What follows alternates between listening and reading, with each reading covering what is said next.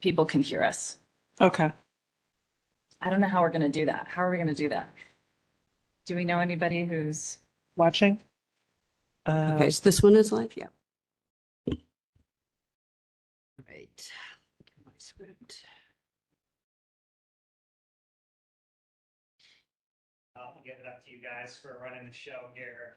So, We are becoming experts. we're We getting could fast. be, we could be city hall technicians at this point. because then you're gonna get asked. Believe me. At We least know. we're getting faster. We are As getting start faster getting at it. Closer to on time. Okay. You guys get all the credit. It is 6:02. And, And I will time. okay, and would you do the land acknowledgement when I get to that? Yeah, I just need to find it. Okay, let's see. It's on the agenda, which is also, Oh, Hard copy it's right there. there. okay, we're ready to begin. Welcome everyone to the August 24th, 2023 meeting of the San Francisco Elections Commission's Fair, Independent, and Effective Redistricting for Community Engagement, or FIRST Committee meeting. I am the chair, Cynthia Dye. The time is now 6:03, and I call the meeting to order. Before we proceed further, I want to briefly explain some procedures for participating in today's meeting. The minutes of this meeting will reflect that this meeting is being held in person at City Hall, room 416, 1 Dr. Carlton B. Goodlit Place, San Francisco, California, 94102, and remotely via WebEx. As authorized by the Commission's May 17th, 2023 vote, members of the public may attend the meeting to observe and provide public comment either at the physical meeting location or remotely. Details and instructions for participating remotely are listed on the Commission's website and on today's meeting agenda. Public comment will be available on each item on this agenda. Each member of the public will be allowed 3 minutes to speak, 6 minutes if you are on the line with an interpreter. When providing public comment, you are encouraged to state your name clearly. Once your 3 minutes have expired, staff will thank you and you will be muted. Please direct any of your comments to the full body and refrain from directing them at individual commissioners while providing public comment. While providing public comment remotely, please ensure you are in a quiet location. When joining by phone, you will hear a beep when you are connected to the meeting. You will automatically be muted and in listening mode only. To make public comment, dial *3 to raise your hand when your item of interest comes up. You will be added to the public comment line. You will hear, "You have raised your hand to ask a question. Please wait until the host calls on you." The line will be silent as you wait your turn to speak. If at any time you change your mind and wish to withdraw yourself from the public comment line, press 3 again. You will hear the system say, "You have lowered your hand." When joining by WebEx or a web browser, make sure the participant side panel is showing by clicking on the participant's icon. At the bottom of the list of attendees is a small button or icon that looks like a hand. Press the hand icon to raise your hand. You will be unmuted when it is time for you to comment. When you are done with your comment, click the hand icon again to lower your hand. In addition to participating in real time, interested persons are encouraged to participate in this meeting by submitting public comment in writing by 12 noon on the day of the meeting to elections.commission@sfgov.org. It will be shared with the commission after this meeting has been concluded and will be included as part of the official meeting file. Thank you. All right, let's do roll call. Commissioners, please verbally state your presence at today's meeting after your name is called. I am Chair Dye and I am present. Commissioner Lavolsi, Present. Commissioner Parker, Present. with 3 members present and accounted for this FIRST committee meeting. We are ready to proceed. Is there any way we can check to make sure the public can hear us, just because we've had those problems in the past? Yeah, it's a good idea. So let's see who we have on the line. We would like to confirm that members of the public can hear us okay.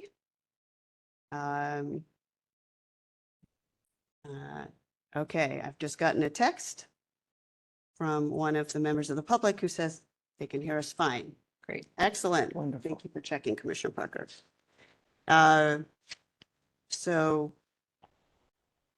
with that, Commissioner Parker, would you read the land acknowledgement? Yes.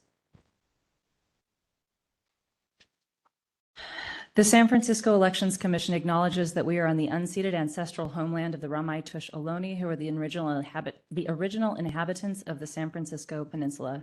As the indigenous stewards of this land and in accordance with their traditions, the Ramaytush Ohlone have never ceded, lost, nor forgotten their responsibilities as caretakers of this place, as well as for all peoples who reside in their traditional territory. As guests, we recognize that we benefit from living and working on their traditional homeland. We wish to pay our respects by acknowledging the ancestors and relatives of the Ramaytush community and affirming their sovereign rights as First Peoples. Thank you, Commissioner Parker.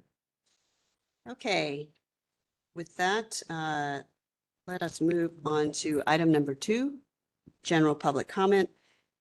Public comment on any issue within Fierce's general jurisdiction that is not covered by another item on this agenda. And have Mr. Burdill.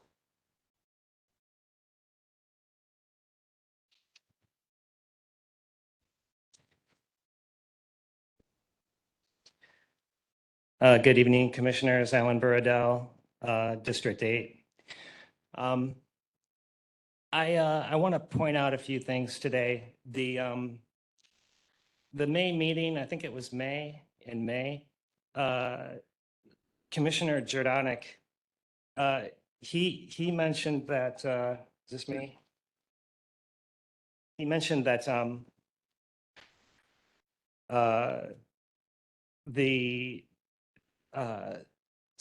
committee that he had sat on years ago, it was the State Legislation Committee. It's directed by the San Francisco Administrative Code, and they make recommendations and endorsements or opposition, okay, or neutrality about legislation that's pending before the state legislature. Legislation like 1248, okay? That's what he brought up in, I think it was April. And, you know, that's because everything that was being discussed around redistricting just felt kind of weird to him, right? Felt kind of weird. And I think it felt kind of weird to everybody because you had Crowley, you had Commissioner Parker, you had Commissioner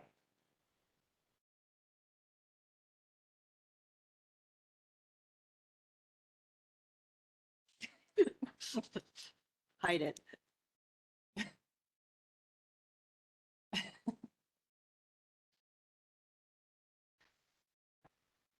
That's my comedy, okay? Sorry about We that. appreciate the technical Okay. difficulties. But the point I was going to make, it feels strange to everybody because this is an overtly political process that we're going through right now. This commission, I've looked through and I've printed out pages from several websites. You know, you assume a policy making an authoritative oversight of public, federal, state, district, and municipal elections in the city and county of San Francisco. And more broadly, you're in charge of free and fair elections in San Francisco, okay? But that doesn't mean that you're in charge of making a judgment about what is fair or unfair with regards to supervisory representation. Where is that pointed out?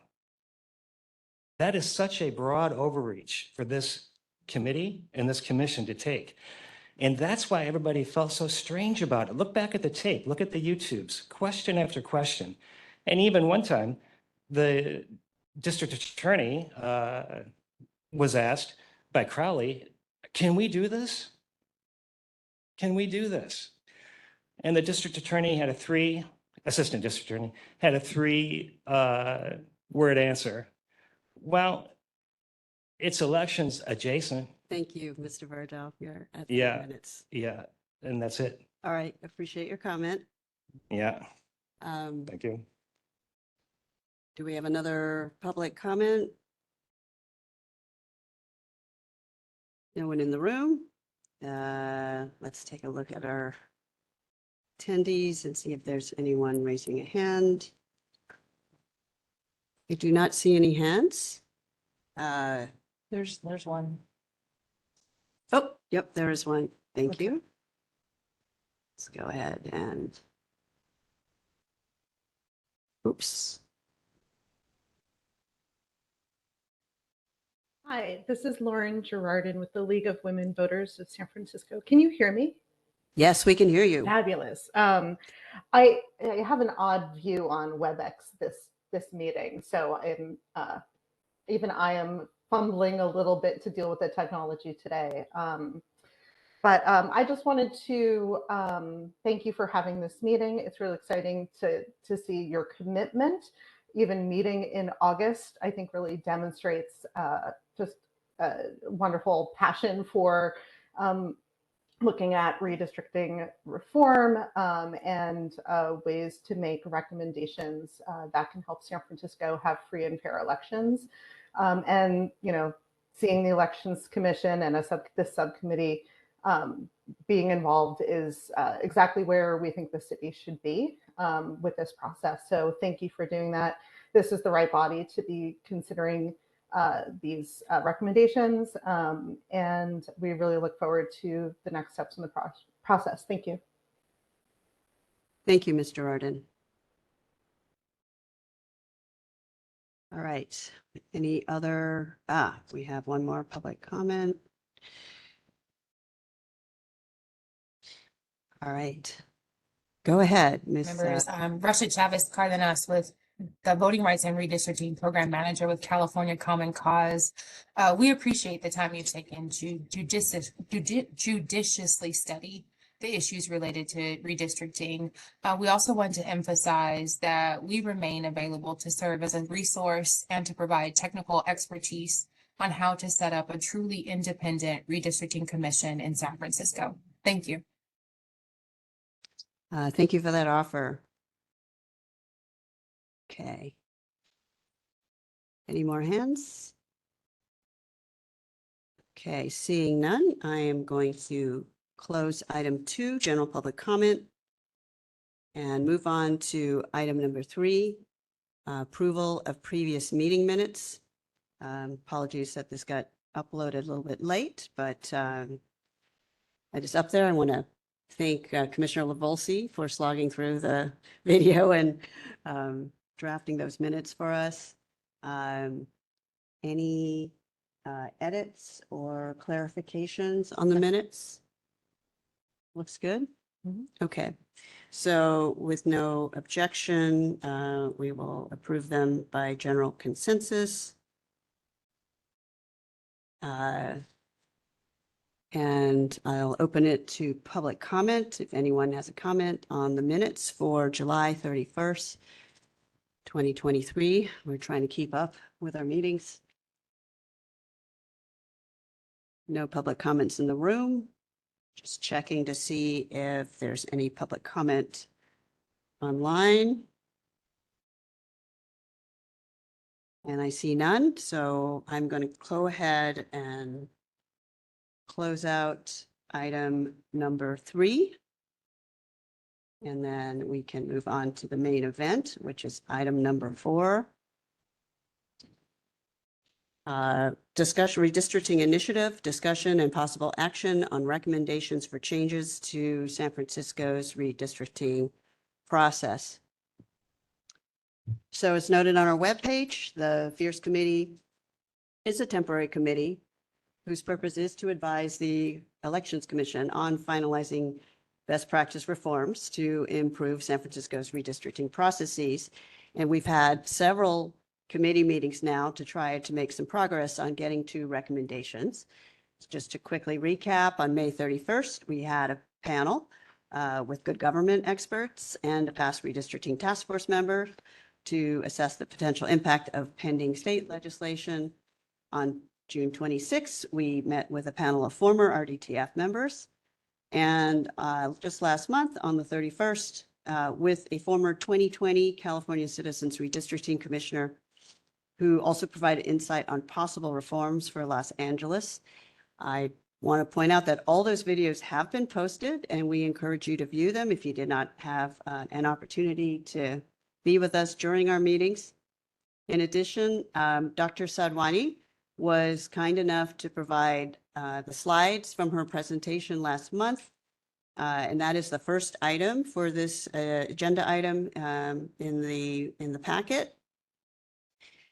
The second attachment are the draft talking points that we discussed toward the end of the meeting. And we promised we would post them for everyone here. I'd like to take a moment to see if I was able to accurately and succinctly capture our discussion. We debated back and forth on what to include, what not to include. So commissioners, any edits or additions? Not from me. No, I read them and they are pretty much everything we requested. So thank you, Commissioner Dye. Okay, great. Excuse me, Chair Dye. So I was actually really happy that we had discussed this because some of you may have seen the article that was published last Friday in the Chronicle. And I found this very helpful when the reporter surprised me at my desk and called me. And so definitely relied on our discussion to respond to his questions. I personally was very impressed that he managed to also interview Assemblyman Bryan, who is the lead author for both AB 1248 and AB 764, as well as Supervisor Melgar. So he really did his homework. Any reflections or thoughts On, on the article or? No? I mean, I think it was pretty fair, and I was glad to see he also reached out to members of the public to also be quoted there, and people who participated in the last redistricting effort. So, you know, it seemed like he got a lot of different voices, which, Including Mr. Burradell. So right? I think it was quite thorough. Yeah, I think so. And just to mention, since we're talking about the state legislation, both AB 1248 and AB 764, I believe, are currently in the State Appropriations Committee. So it's making its way through. I've been trying to keep up with amendments. I did see it was amended. 1248 was amended. But it would, as far as I can tell, it was just a broader definition of district. So it doesn't apply to us. We're very clear about Right. what districts are, but I think it was actually maybe intended to scoop up more jurisdictions that maybe don't call them districts. So, that was the only change I saw. I don't think it's relevant to us. So I think we're, largely moving forward. The third item in the packet that I wanted to point out is a new report from California Common Cause with their recommendations for Los Angeles. So as you recall, Dr. Sadhwani was part of a group of academics that had put out their set of recommendations. And now Common Cause has put out their set. We're not going to explicitly discuss this tonight, but it may be helpful background for our main topic and as a follow-up to Dr. Sadhwani's presentation last month. But tonight's topic is a big one. Commissioner Parker has worked exhaustively to synthesize many of the materials that we've gathered since June 2022, including the pending state legislation and good government reports, into a presentation that walks through each of the major reforms. This will hopefully help members of the public who have not been following our discussions over the past year plus catch up on the key issues. Our goal tonight is to identify the ones on which we largely agree versus those that might require more discussion or information to come to consensus. The former category could provide a list of preliminary recommendations for the full commission to begin considering at our next meeting, as I'm sure our fellow commissioners will have questions for us and will need time to digest as well. As for the rest, we should try to identify where we don't think we have a specific recommendation or might recommend some acceptable options or characteristics where we don't, have a specific idea. So with that, Commissioner Parker, take it away. Sure. Let me know if you have trouble sharing. I think I tried sharing right before, so hopefully we're good. it will work.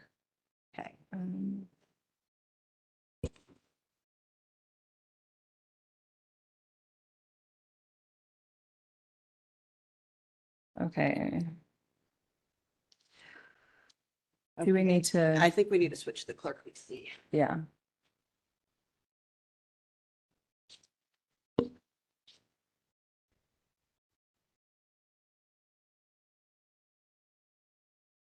Yep. There we go. We just need to move that, the timer thing.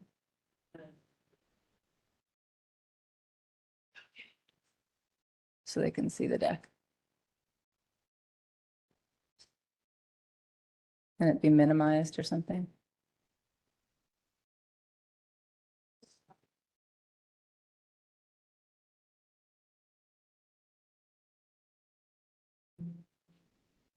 There we go. Great. Okay.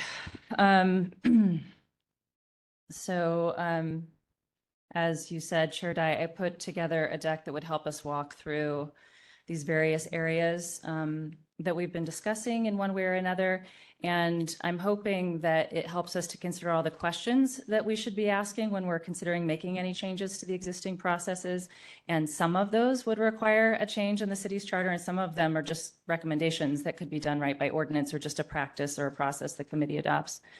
And forgive me, I'll be looking at some notes on my slides too while I'm managing two different screens here. First, I'm going to set us up a bit, provide some context for folks who are new to these conversations. I know some people go back and watch the videos. They don't necessarily listen live. So this will be context for some of those. And then we'll go through 7 areas, pausing after each one of those areas for conversation as a committee before we move on to the next one.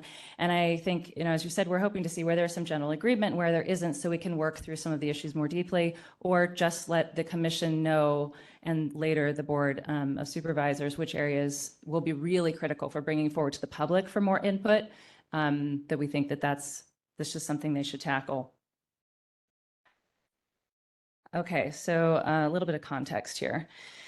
So we've shared these things before, just bringing this again for newcomers.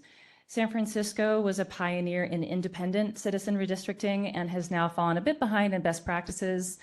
We've had a few presentations that are pretty interesting to go back and watch to give a little bit of history on that.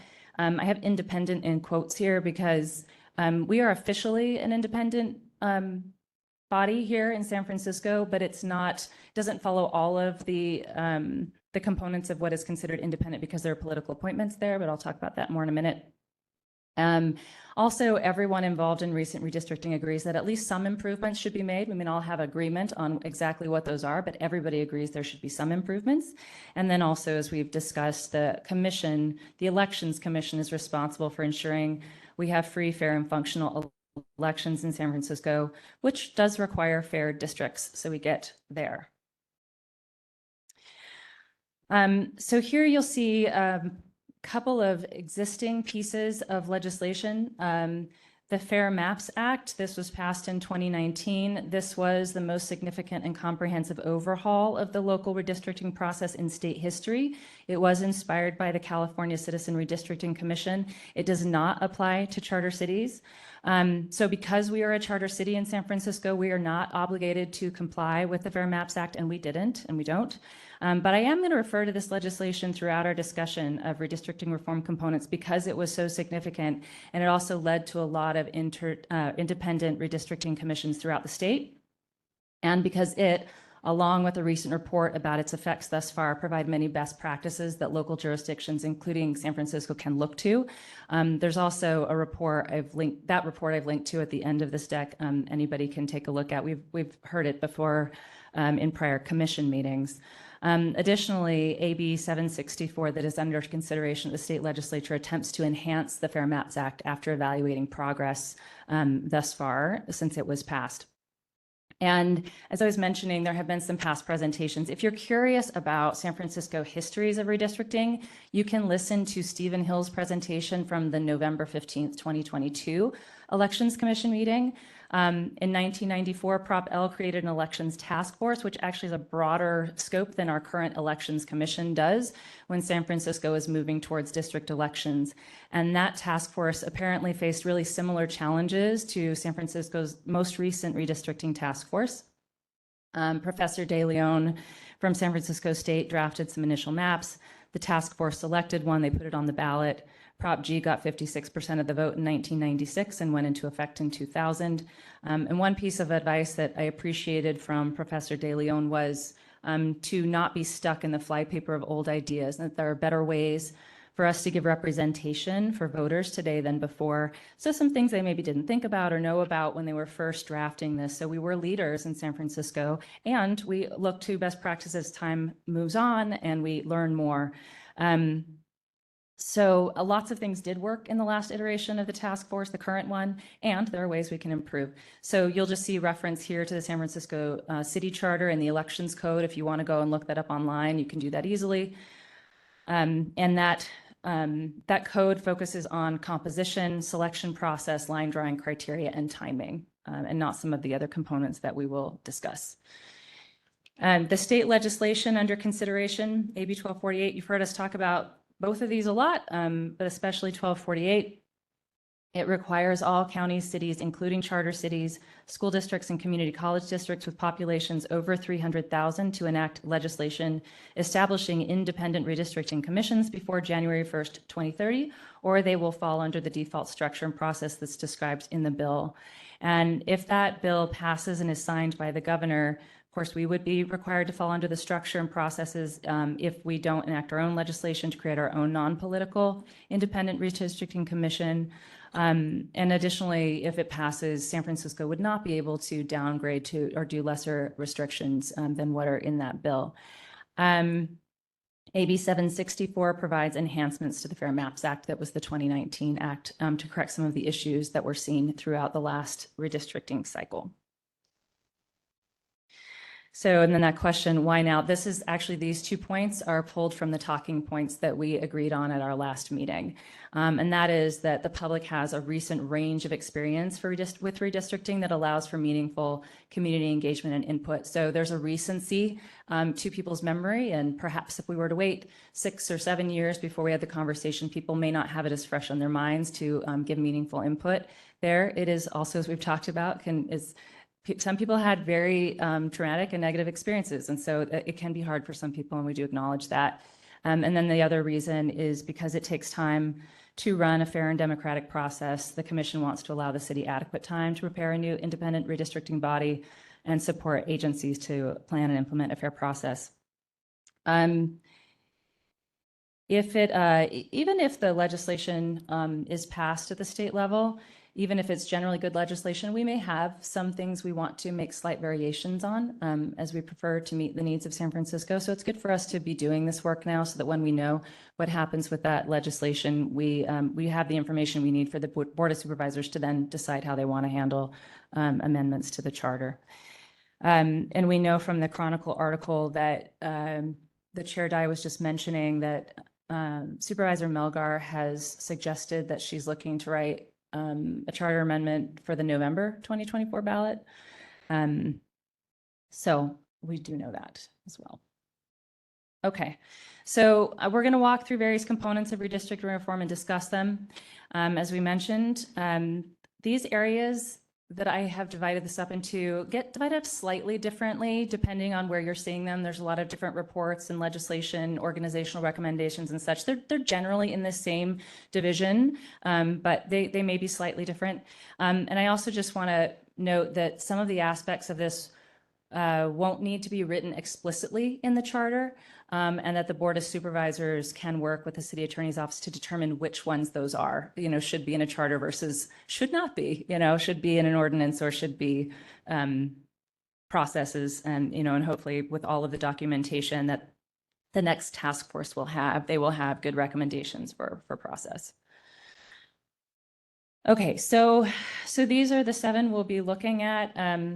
We're not specifically discussing the type of body because we already have the preferred independent type. The other general type of body that jurisdictions have is advisory, which is a body who's been appointed by the legislative body to then make recommendations, but then that legislative body actually makes the decision. So that's an advisory body, and we have an independent body, so the independent body actually makes the decision.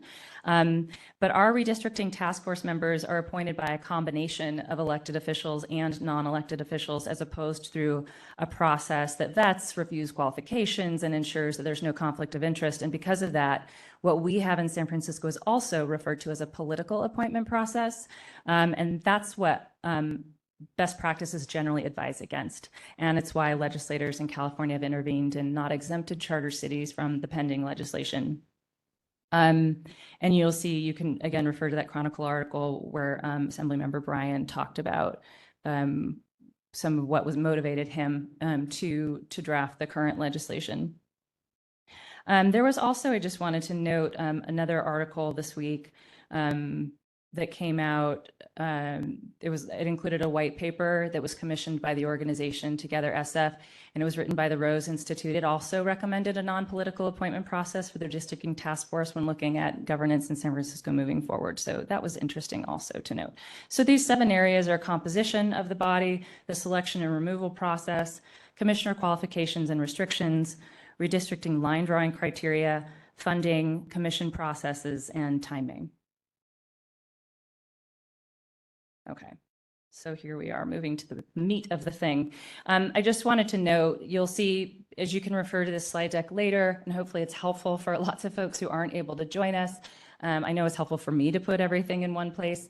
I used several different acronyms just to save some space, and so you'll see what those are here. For reference, for IRCs, the Redistricting Task Force, RDF-TF, the Board of Supervisors, BOS, the CCRC is the California Citizens Redistricting Commission, and FMA is the Fair Maps Act. Okay, so the first one, composition. So just to give you a general description of what you'll see in each of these slides, because it's a template that I used, right? So it's you'll see 2 slides for each area. The first one includes the topic and a central question related to that topic to consider. Often you'll see in this yellow box quotes from reports that have analyzed redistricting efforts and effects. Sometimes there's a statement reflecting a general goal. And then the larger part of the slide is going to have a list of key questions across lots of subtopics within the big topic that help us consider variables, maybe pros and cons of a certain approach, et cetera. So that's what you'll see on this type of slide, the first slide for each of the areas. So for this one, composition is how many people and who should serve on the task force. And I think generally what we're going for here is the task force should be a size and composition that allows for the body to be productive and also allows for a range of experiences and expertise that are representative of San Francisco's communities, so that we have maps that are drawn that advance that rule of 1 person, 1 vote that is required of us. You'll see here on the right what type of composition. So questions to consider. Should there be representation from each voting district? Would that encourage or discourage members to consider the whole of the city in map drawing? Should members be a combination of geographic and at-large? And if members are at-large, how many should there be? The next subtopic, representation. If there is a random element to the selection process, how can adequate representation and diversity be achieved? What diversity factors should or could be considered? Could a stipend enable those, of lesser means to participate, and what amount would be meaningful enough to make a difference there? With the voting threshold, this is something related to process later on that we'll talk about, but in regards to composition, how will the number of members affect the ability to reach whatever the voting threshold might be? And then the last area is alternates, should alternates be selected, how many, and do they serve as non-voting members? One note on the stipend question is that it could be a means-based way to do a stipend. It could be consistent with the Be the Jury program we have here in San Francisco. So that is something we consider there. So then the second slide for each of the components in this deck, I'm noting here what the existing law is, both at state and local level. So current San Francisco law, and then the current state is the Fair Maps Act. And then in between those two columns, you'll see recommendations, or you see pending legislation. And then you see recommendations in that recent report that evaluates the effects of the Fair Maps Act thus far. And what is the most recent recommendation from the recommendations from the most recent San Francisco Redistricting Task Force, and then what the current California Citizens Redistricting Commission does. If you refer to a prior chart compiled by Commissioner Dye, it's labeled Summary of Redistricting Reform Recommendations.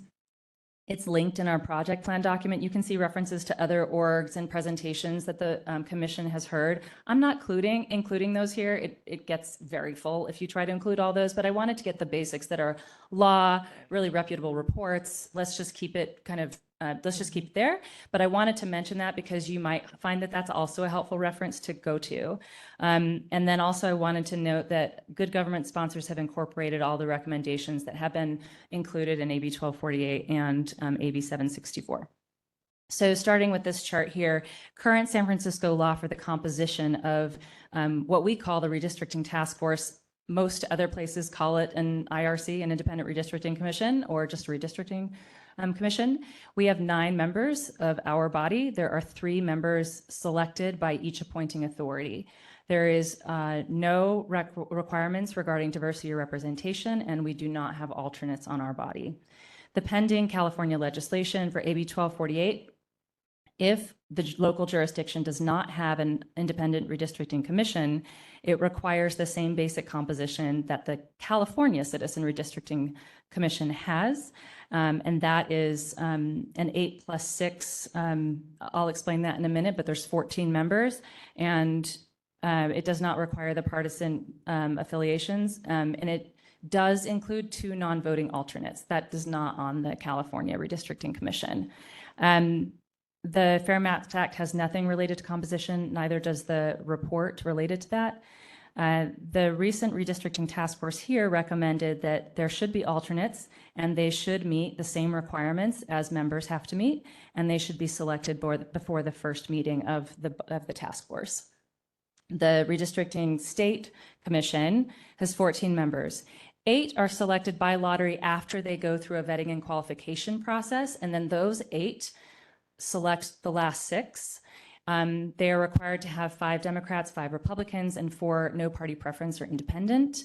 And they're supposed to consider in the selection geography, race, ethnicity, and gender. They do not have any alternates.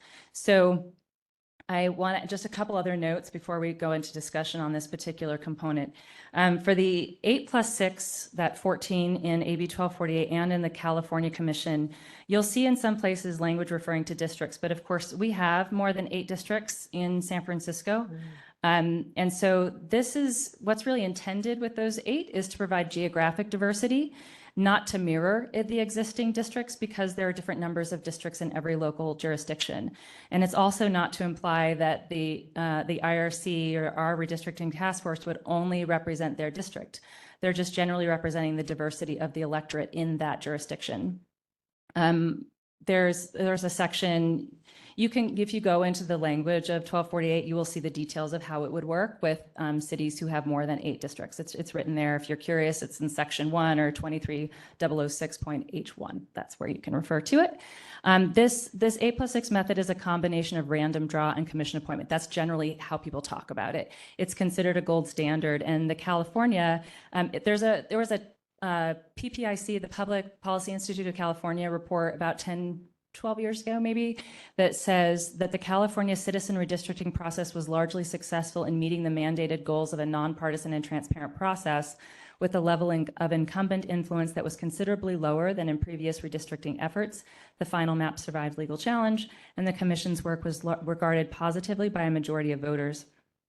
In AB 1248, those 2 alternates are non-voting and they don't count towards quorum requirements. And they are required to meet this to the same terms that of officer qualification, restrictions, standards of context as the other commissioners do on the body. And what we have heard also just for the State Redistricting Commission, we've heard from some of the members of those commissions, and they generally strongly suggest that there be alternates. But when the body was first created, it's just likely the sponsors of that act just hadn't thought of it. But generally, we have heard from existing members they would really like to see alternates. So I will pause there. That's the first area.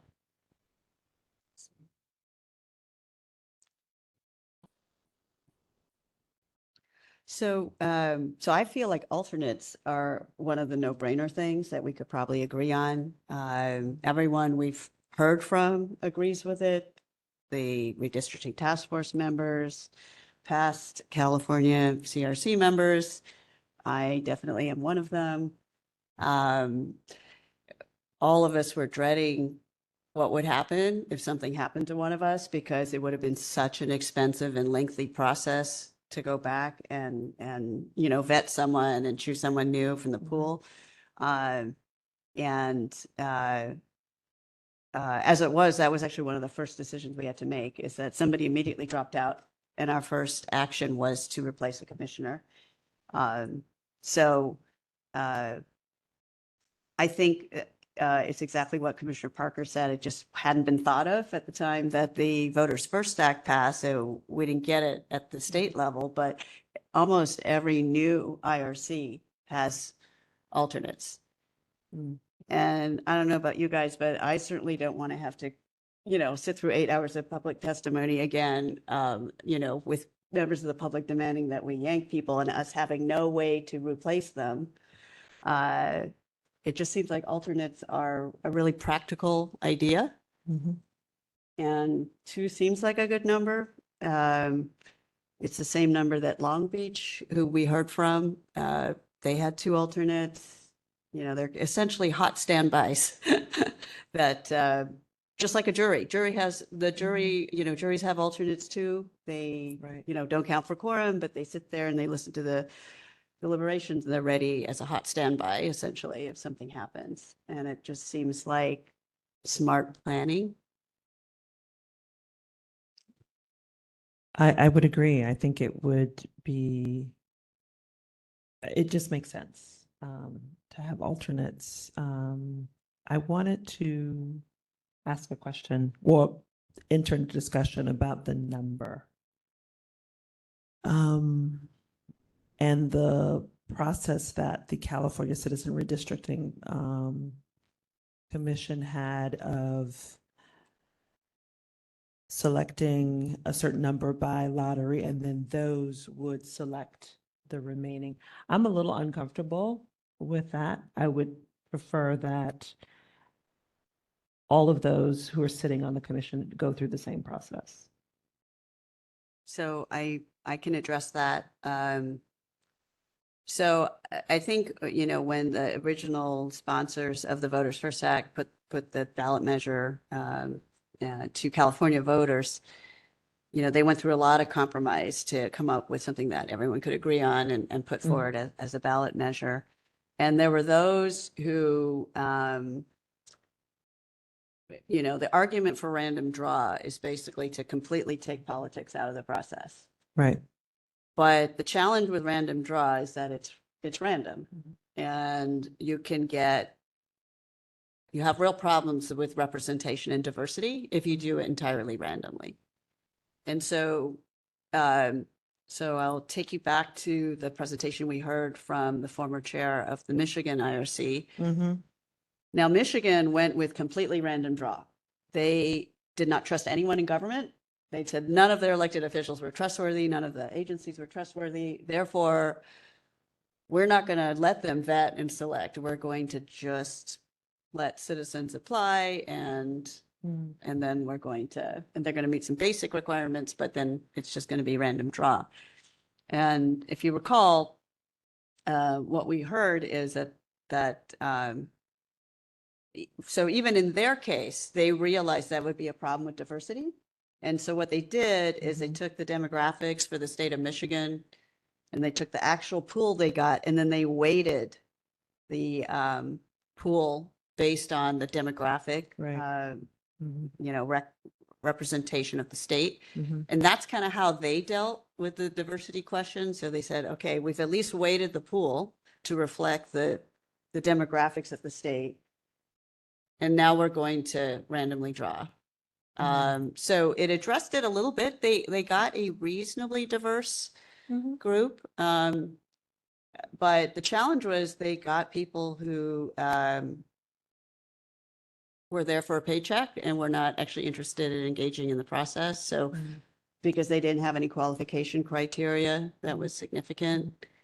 And so something that Commissioner Parker has pointed out is all of these components, while we're trying to look at them separately because it's a lot, right? Right. And we're trying to look at them.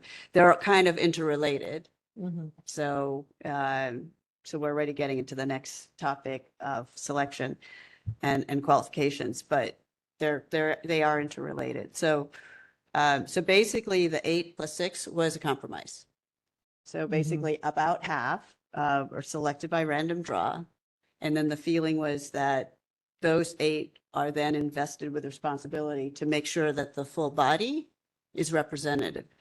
And so what happened in my year in 2010 is out of the first 8, a majority of us were from Northern California, which already is like wacko because most of the 2/3 of the population is in Southern California. And then half of us were AAPI, which is also totally off from the demographics of California. And so, so we knew, I was part of the first 8, we knew that our responsibility was to pick people from Southern California and the Central Coast, which didn't have much, and the Central Valley, which didn't have much representation. And also to make sure that other racial and ethnic groups were fairly represented. So that was our challenge. We also were shy. I was going to add, there's one other diversity factor that the CCRC has to consider, which is socioeconomic status. And so we also had as you might imagine, with such an exhaustive vetting process, we were a little low on the low income folks in the pool. And so that was something else that we considered as we looked at the applicants. And then what happened, as we heard from Dr. Sadhwani at our last meeting, what happened in the 2020 CCRC is they had no Latinos, none in the first 8, which again, she said was almost a statistical impossibility. And she explained that that's because the legislature is empowered with strikes, just like jury strikes. Right. And they removed a lot of Latinos from the pool, and that caused the random draw that, they randomly did not get any Latinos. And so they realized their challenge was to make sure they had adequate representation for the Latinx community. So it's basically a compromise between like taking political interference out, and also ensuring that you have good representation. And so that is why, and lots of good government groups spent a lot of time negotiating with each other to come up with that compromise. And it seems to have worked pretty well for the state of California. I appreciate that. I'm still concerned that in San Francisco, I think it's very different when you have a situation as where you're looking at the state. But I'm concerned that even if we were to follow this model, there are communities that would be left out. And so because the demographics are shifting in the city. So that's a concern of mine of what recommendation could we present that would be fair, but also make sure that we aren't excluding unintentionally other communities. So I'm a little concerned about the 6, the 8, and the 6. So let me suggest we defer the selection process to the next one, because I want to let Commissioner Parker present that. And let's just talk about the number, because that's kind of the question that we're asking for. So we only have 9, and the CCRC has 14, and I looked around, and anyone else can check this as well. Several of the reports that we've included in our materials there's some appendices that show like how all other jurisdictions do it. Mhm. So I just pulled a few because I think they're relevant to us. So the CRC has 14. LA County mirrors that structure, also has 14. Sacramento has, because it's one of the newer ones, it has 13 plus 2 alternates. Hmm. Berkeley has 13 on their IRC. Do they have alternates? They don't because they're a little older. So like I said, all the new ones have alternates. Oakland has 13 plus 2 alternates. Okay. And then Long Beach, who we heard from, they have 13 plus 2 alternates. So all the ones that, you know, that we might look at as analogs, they have 13 or 14. So Mhm. I kind of feel like that's a proven structure in terms of number of Mhm. commissioners. And if your concern is about greater representation and diversity, I think more Yes. helps. So I think 9 was a little on the small side.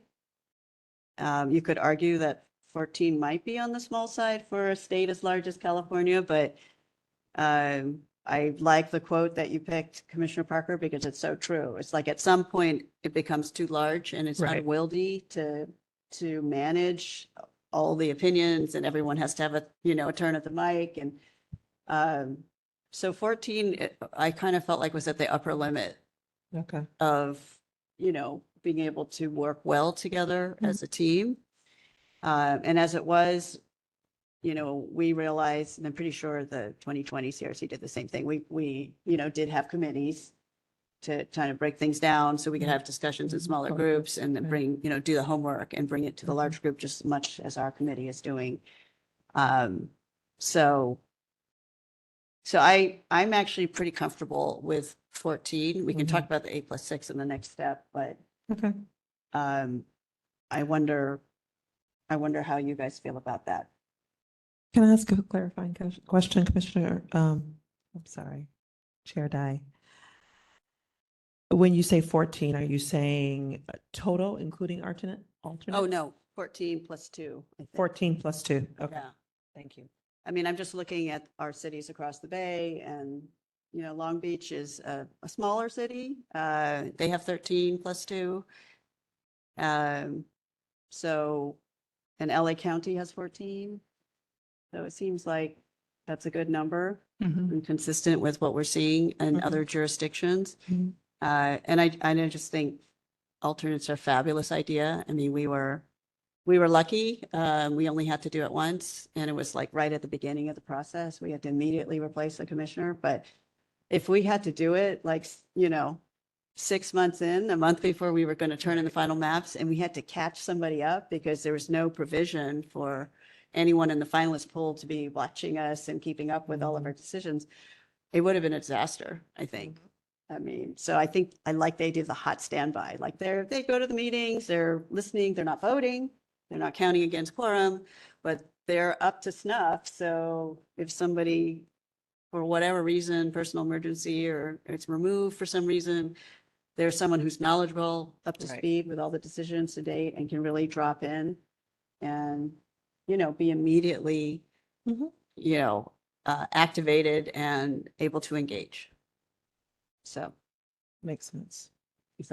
are these things, if we're comfortable with it, then we can. Can I say a few things? Sure. I think that the alternates are, I think there's pretty good consensus across recommendations. And honestly, when I look at which recommendations feel important, there are a lot of, you know, best practices now that recommend that, but also that our own most recent redistricting task force wishes that they had alternates. That also matters to me. So I think that's a good compelling reason. So I don't even want to go more into that. And to provide one piece of clarifying information, and we can talk about it more in the next, but within those the 8+6 things, the 6 aren't randomly selected. They are from the same pool of qualified vetted candidates. And so that, you know, helps a bit there. But as far as some of the key questions that I had on the prior slide, the idea of representation from, geographic representation versus at large, I wonder if that's something to talk about. I do think that geographic representation in San Francisco is really important. I am not sure, because we have 11 supervisor districts, that feels like a lot. And I actually think that the diversity in the last redistricting task force was actually really good, and that was 9. And so but I think they were pretty successful in the diversity there. Amazing, because it was 3 different appointing bodies. But I like the idea of 14. I like the mix of geographic representation and just let's fill in the edges. Like, I like the idea of that, of having a combination of geographic and just filling in to make sure that the group is representative of the general city.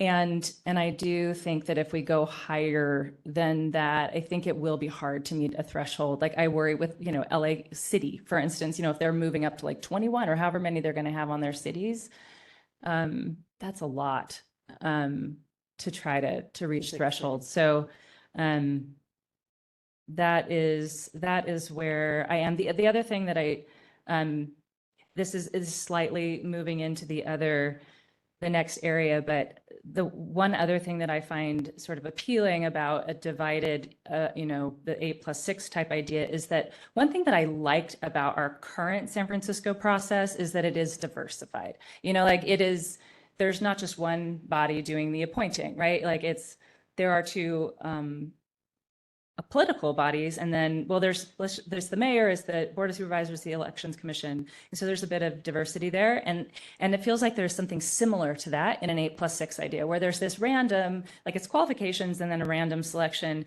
and then that body is choosing the next. But there's a slightly different approach to getting both of those bodies that is nice, in my opinion, of having some.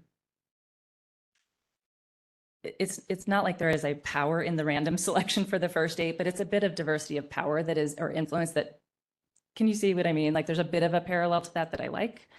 So anyway, those are my thoughts. Yeah, and I think, again, like, the thinking behind the random draw was to limit the political influence in the selection process. Mhm. And then the idea is, once you've picked 8, you empower them to fix the diversity problem. And, I think what Commissioner Parker said is really important. If they're, like, we heard an early proposal from the Unity Map Coalition, and they had originally said they wanted someone from every district, supervisorial district, which is a problem, because if you only have 14 and 11 of those slots are taken, Right. then, what if you get, 11 white men, right? And then you have 3 left to diversify, and you're not going to get something that looks like San Francisco. So that I thought was problematic. And actually, that was in the original version of 1248. It was like 1 for every supervisorial district. So it would have actually mirrored exactly what the Unity Map Coalition had proposed. And that was actually one of the reasons I didn't like 1248 originally, because I thought that was a real problem. So that was one of the first amendments. So by the time that we started discussing it as a body, they had already fixed it. So I was happy about that. So I think the important thing is to know that the district thing is a proxy for geographic diversity. Right. And it's not an intention to have redistricting an IRC member who is representing their district. We don't want that. We don't want that. We want, 14 members that represent all of San Francisco and are willing to make hard trade-offs to make sure other districts, not just the one they happen to live in, get a fair shake. And so the challenge, I think Ms. Cardenas who spoke earlier, had encouraged us to think about other ways to capture that local geography diversity. And I just haven't thought of any. Like, I thought of neighborhoods, because San Francisco has very distinct neighborhoods, I think. The problem is, I think we have a lot of neighborhoods, and then people are always inventing new neighborhoods, if you look at the latest real estate map. So I Right. think that would be worse because that could exceed 14. So, but if you had a chance to peek at the latest report from Common Cause on their recommendation for Los Angeles, they actually talk about 7 regions in LA. So, which I thought was interesting. Right. I think the regional piece would be much more interesting because I'm not a native of San Francisco, but I've lived here almost 24 years. And I'm amazed at native people who have not been to other parts of the city. Oh, yeah, there's a part of San So the Francisco I call neighborhood- Middle Earth because I always get lost there. So it neighborhoods would, I've just met too many people who haven't. We're not that big of a city. Yeah. And I feel like I've had the time to explore almost all parts of it. And there are people who are stuck in their neighborhoods. And so I think that could be,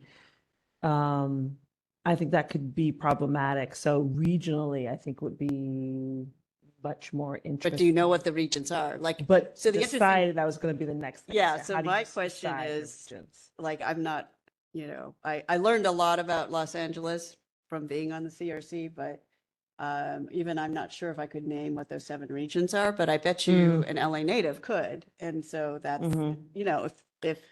if we were comfortable dividing San Francisco into regions, I think that would be a great and creative way to specify it rather than using districts. And because I think it has implications that we don't want people to draw conclusions, because I think we need to be really clear that when we say the first 8 are from different districts, it's not because we're trying to preserve existing districts or make sure only 8 get represented, but we're just trying to make sure there's geographic diversity. And I think that that's, just seeing wherever we land, that the recommendation, and we could probably just speak for an hour, just on this, but let's That's true. not. Yes. But I think that just the recommendation can be, we want geographic diversity if we were to go with something like an 8+6 as a recommendation, that we would like to see geographic diversity, whether that is dividing up into actual regions or whatever process that we would want to put into, that the Board of Supervisors wants to put into the charter. Like, that's fine. We just want to make sure that it's a geographically diverse And not super body, and that is the recommendation. It's not Yeah, something more specific I than that. actually, I like that. I like not tying it to existing districts. Right. Because, you might get a situation where people are from different districts, but they're across the street from each other. And that doesn't actually fit the geographic diversity that we want. So I like that. Actually, could you go back to your previous question slide? Because I want to see that.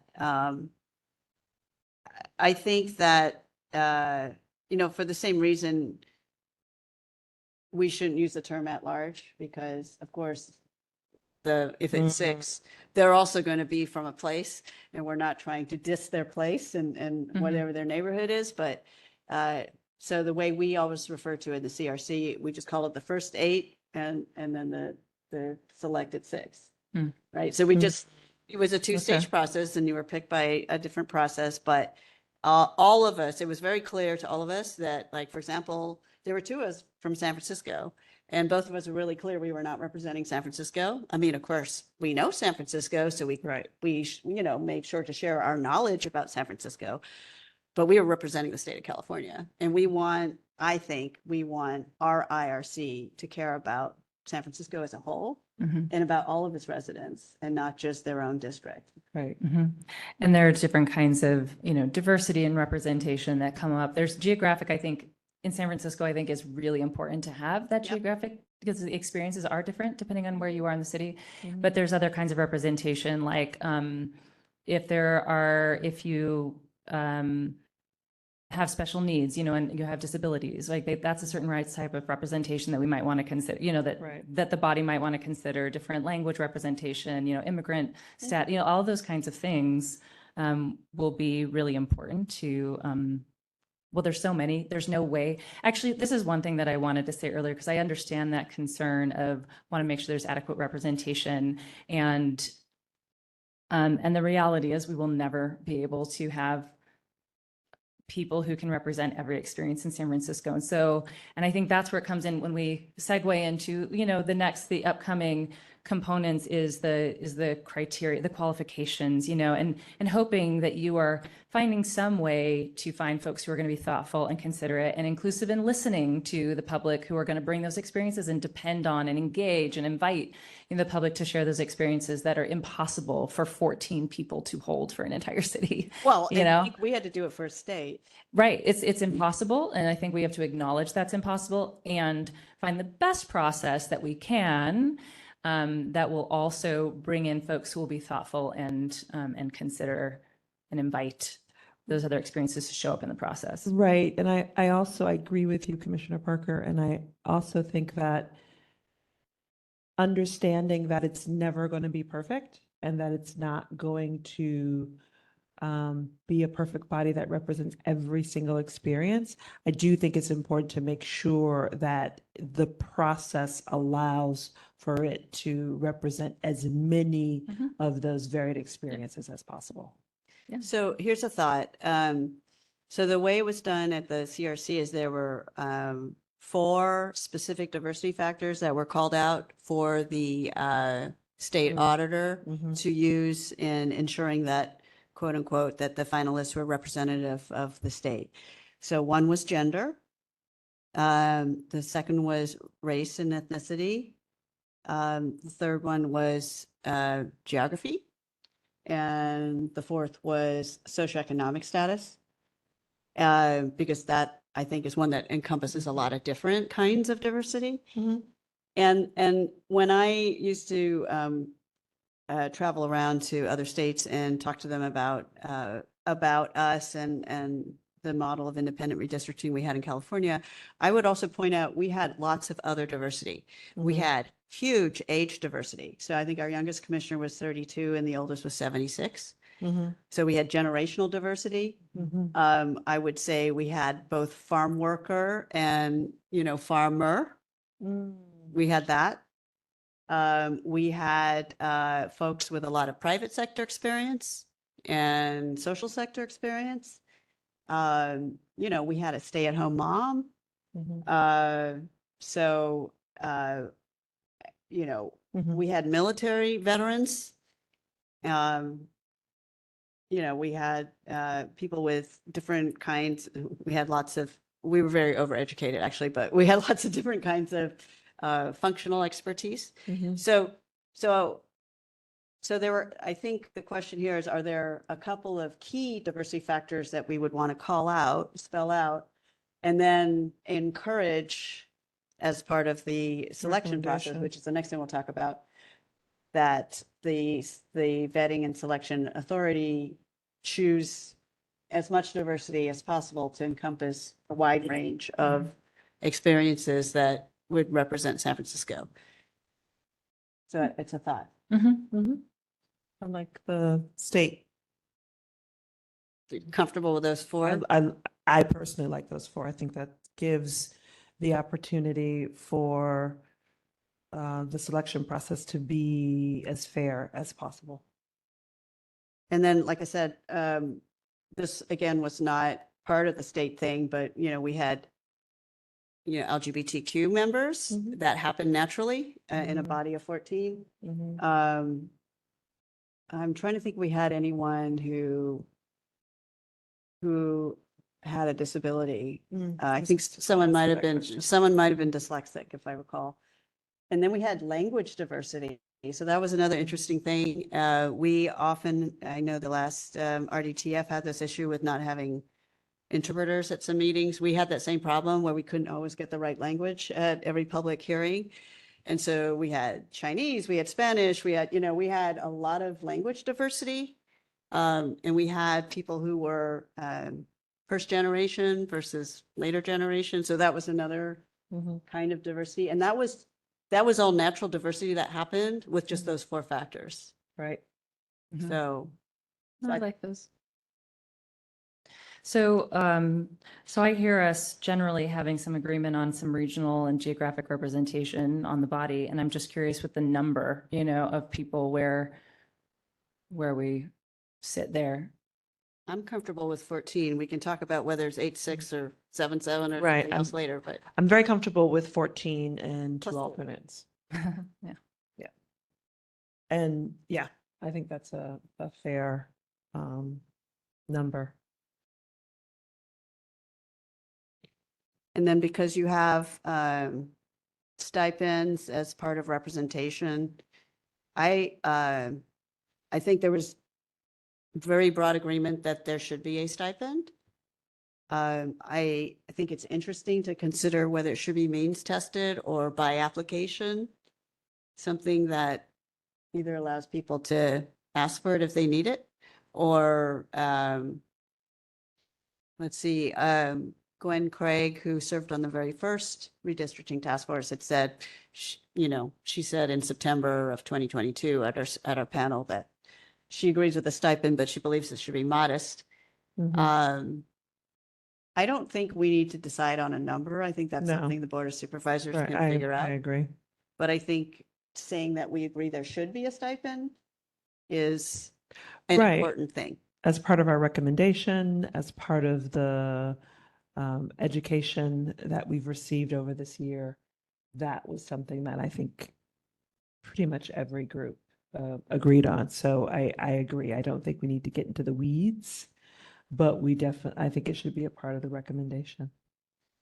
And there's more, when we get to the funding area, we can talk about it more too, but it's certainly related to this as well. Right. And then let's see what else you have as a question.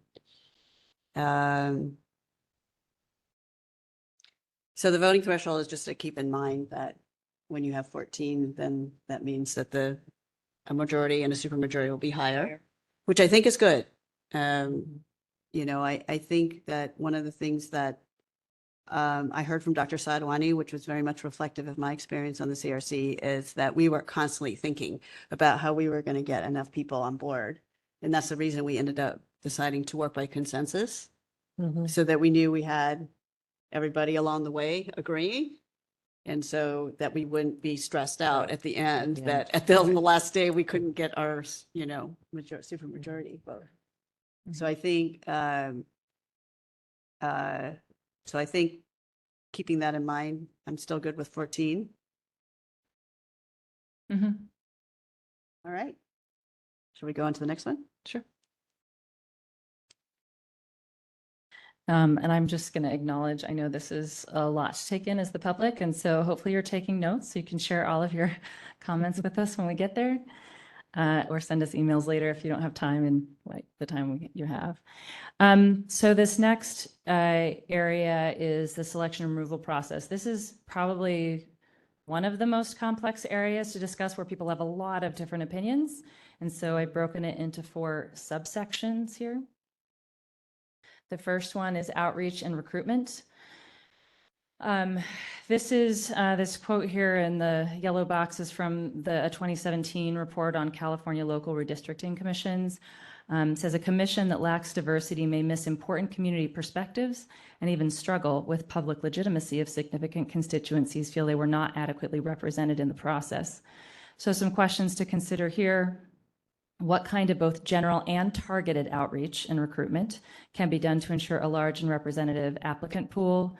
What city agencies might be effective partners in reaching a pool of candidates representative? To the language question that came up before, how many languages should outreach be conducted in, right? We have some standard languages that the city does all its business in, but we have many more than that that are spoken in the city. And then also recognizing that on the flip side of that is that if any of them are selected, then those services need to be provided continually if you have somebody whose first language is not English, to ensure those services are there should they be needed. What procedural steps might be unnecessary and act as barriers to people completing applications? For example, is submitting paper applications too difficult for some people to participate, or having to complete a Form 700? Those are examples because there are places who require both of those, and they have seen fewer application submissions than other places who haven't required some of those types of things. So that's why I noted those as examples. Yep. And then this other question is, can requirements be put in place for the vetting and selection body to report to the public on its recruiting efforts, right? So that you know, who did they reach out to? How many, what was the, just so that there's some transparency to how the recruiting was done. And so a few notes here, just from some of what's been happening around the state. Long Beach, who we've heard from, I think has done a lot of great things, did extensive outreach. And actually, I'll just say about Long Beach too, is there's so many parallels to San Francisco. San Francisco Unified is constantly looking to them because they have a very similar demographic, very similar size. There's several things that they are doing that there's a lot of similarities between our two cities.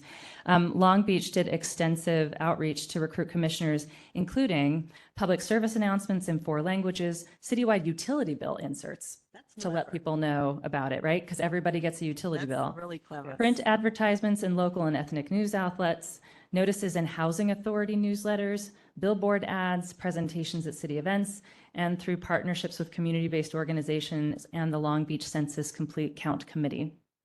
Sacramento created an advisory board of diverse stakeholders to help advise with recruiting. So they had an advisory board to help with that process. The city also successfully partnered with the state auditor to have the auditor notify state commission applicants residing in Sacramento who were no longer under active consideration for appointment to the state commission about their opportunity to serve on the Sacramento IRC. And in a survey of how applicants had heard about the Sacramento IRC, 12% of them stated that they received the information through the state auditor because they had applied for the state commission. And that was the 3rd highest source of applicants overall for Sacramento. So the state auditor would later provide the same service to other jurisdictions upon request. And that is actually something that is written into one of our state bills, that the state auditor should be required to share that information so that people who are interested have another opportunity to serve. Recommendation in that local redistricting report that quote is from says that IRC jurisdictions should adopt and devote resources to an IRC applicant recruitment plan that includes both general strategies for reaching a broad number of eligible residents, like the utility bill inserts, and targeted strategies to reach underrepresented communities, like reaching out or partnering with community-based organizations who work in those communities. Right. The California Local Redistricting Project, for example, has a detailed list of best practices jurisdictions can take in recruitment. Jurisdictions should also evaluate and eliminate unnecessary procedural steps that act as barriers to people completing their applications, like the things that I suggested, like the Form 700 disclosure, just as part of an application, right? And the other thing I just wanted to note, some considerations we might want to have is not us as our body, but San Francisco in the redistricting recruitment process, they consider partnering with community groups who do outreach. Think about it, caution, because we have some groups who are both C3s and C4s.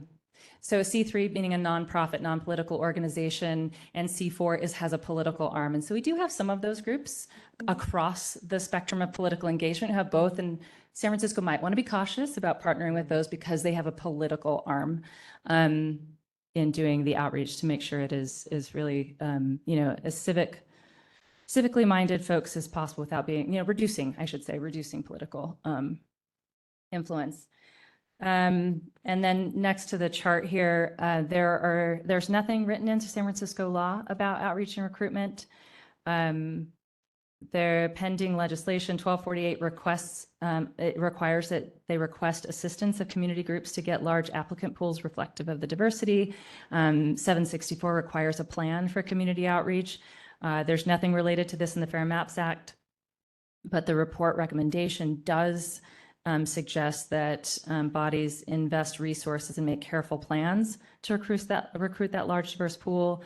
No recommendations regarding this from the recent redistricting task force here. And then the state commission, the state auditor is required to do extensive outreach to build that large diverse pool representative of the state. And that's as specific as it gets. In San Francisco, we had about 35 applications received that we are aware of.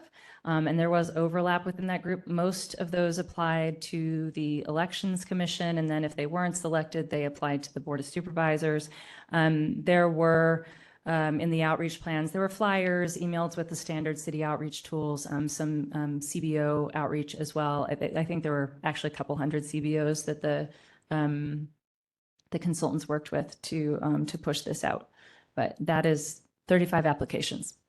Wow. So I will pause there on this one because it is a long and complicated area, the 4 subsects, but this is the first one.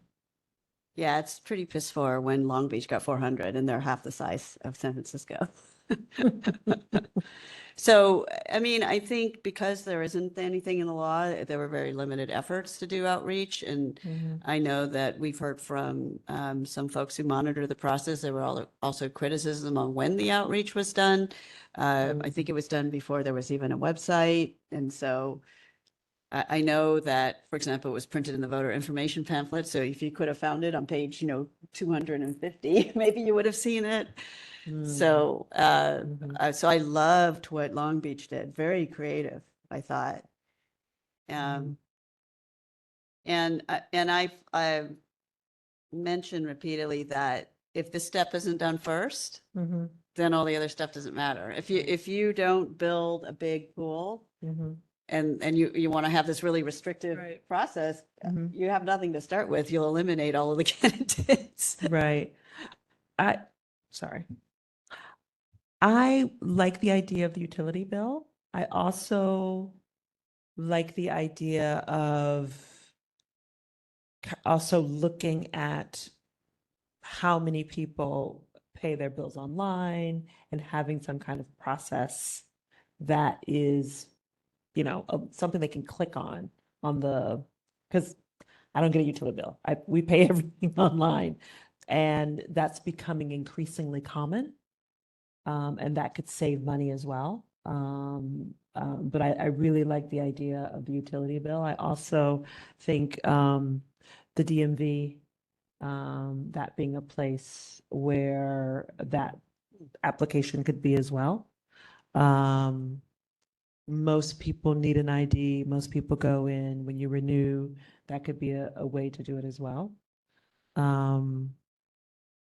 don't know. I know that at one point, the Department of Elections sent every registered voter information about an election coming up. So if there could be a process of sending information about it with the website already created, like a flyer that says, are you aware that this is something you can apply for? Here's the website, a little information about it to every registered voter. Yeah, just like they do for being a poll worker. Right. Yeah, so that, I mean, certainly, I think piggybacking, we want them to do all the standard city stuff too. Right. But I will say that what happened when, for the first time round for the Citizens Redistricting Commission, the auditor, as I said, there are a bunch of accountants. They didn't know how to do an outreach campaign. And so they ended up spending $1 million on a PR firm. And that was largely ineffective, by the way. Right. And so they spent a bunch of money. It didn't have very good results. They ended up with a pool that was like 80% white male and Republican. It was actually really bad. They were required to publish. I like that you pointed it out, publishing statistics on how they're doing. So when that came out, like how unrepresented the pool was, everybody was all up in arms, and that kind of galvanized a lot of groups to get organized and, encourage good people to apply. And what happened in 2010, it was so bad that the Irvine Foundation, as I had mentioned before, put their own money up, put $3.5 million up to fund, certain community organizations that were grass tops organizations to go out and make sure that the resources were available to certain unrepresented communities, to make sure that they had the resources they need to get out to potential candidates and to help them apply and to make sure they got through the application process. I went through that process. I think 8 of the 14 commissioners Went through that process. Okay. that we found out about it through a community organization, even though they were apparently running ads and, publishing things in newspapers through the PR firm. I was completely unaware of it until 3 days before the deadline, when I got a flyer that was put out by one of the AAPI organizations. That's how I found out about it. And so I do think engaging community organizations is really important. Community and advocacy organizations that are not Politically. I think that's a aligned. point that you brought up, Mhm. Commissioner Parker. But I would say that the groups that the city usually contracts with to do outreach, I mean, we have a long list. The city does this for a lot of different purposes. Think about the public health campaign for COVID, for example. Mm. So and we know who these organizations are. And I think the key thing is requiring the outreach, that a comprehensive outreach plan be implemented. Like, we don't have to tell them you need to do utility bills. They need to come up with that. Right, right. But the point is they have to do this kind of outreach. Right. You know, at some point, you know, significantly in advance of when the commission needs to be seated. Because the other thing is people have to see if they have the time, right? If they're going to make this kind of big commitment, they have to evaluate whether Mhm. this next year is a good year for me to, you know, do my public service. So I think, you know, kind of doing it early and requiring a comprehensive outreach strategy that engages, you know, and leverages existing city infrastructure to do outreach. And requiring that they, you know, create.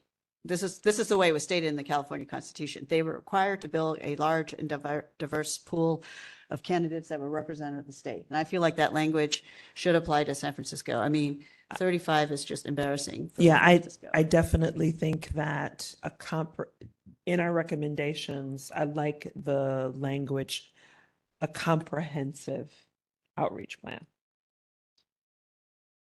Yeah. With a goal to expand the number of applicants and to seek To build this large to diverse. build this large diverse pool. Yeah, I think the language is well, but I really like the idea of a comprehensive outreach plan. Because that gives guidance, and you can't just do one thing. It has to encompass as many different components as possible. Mhm.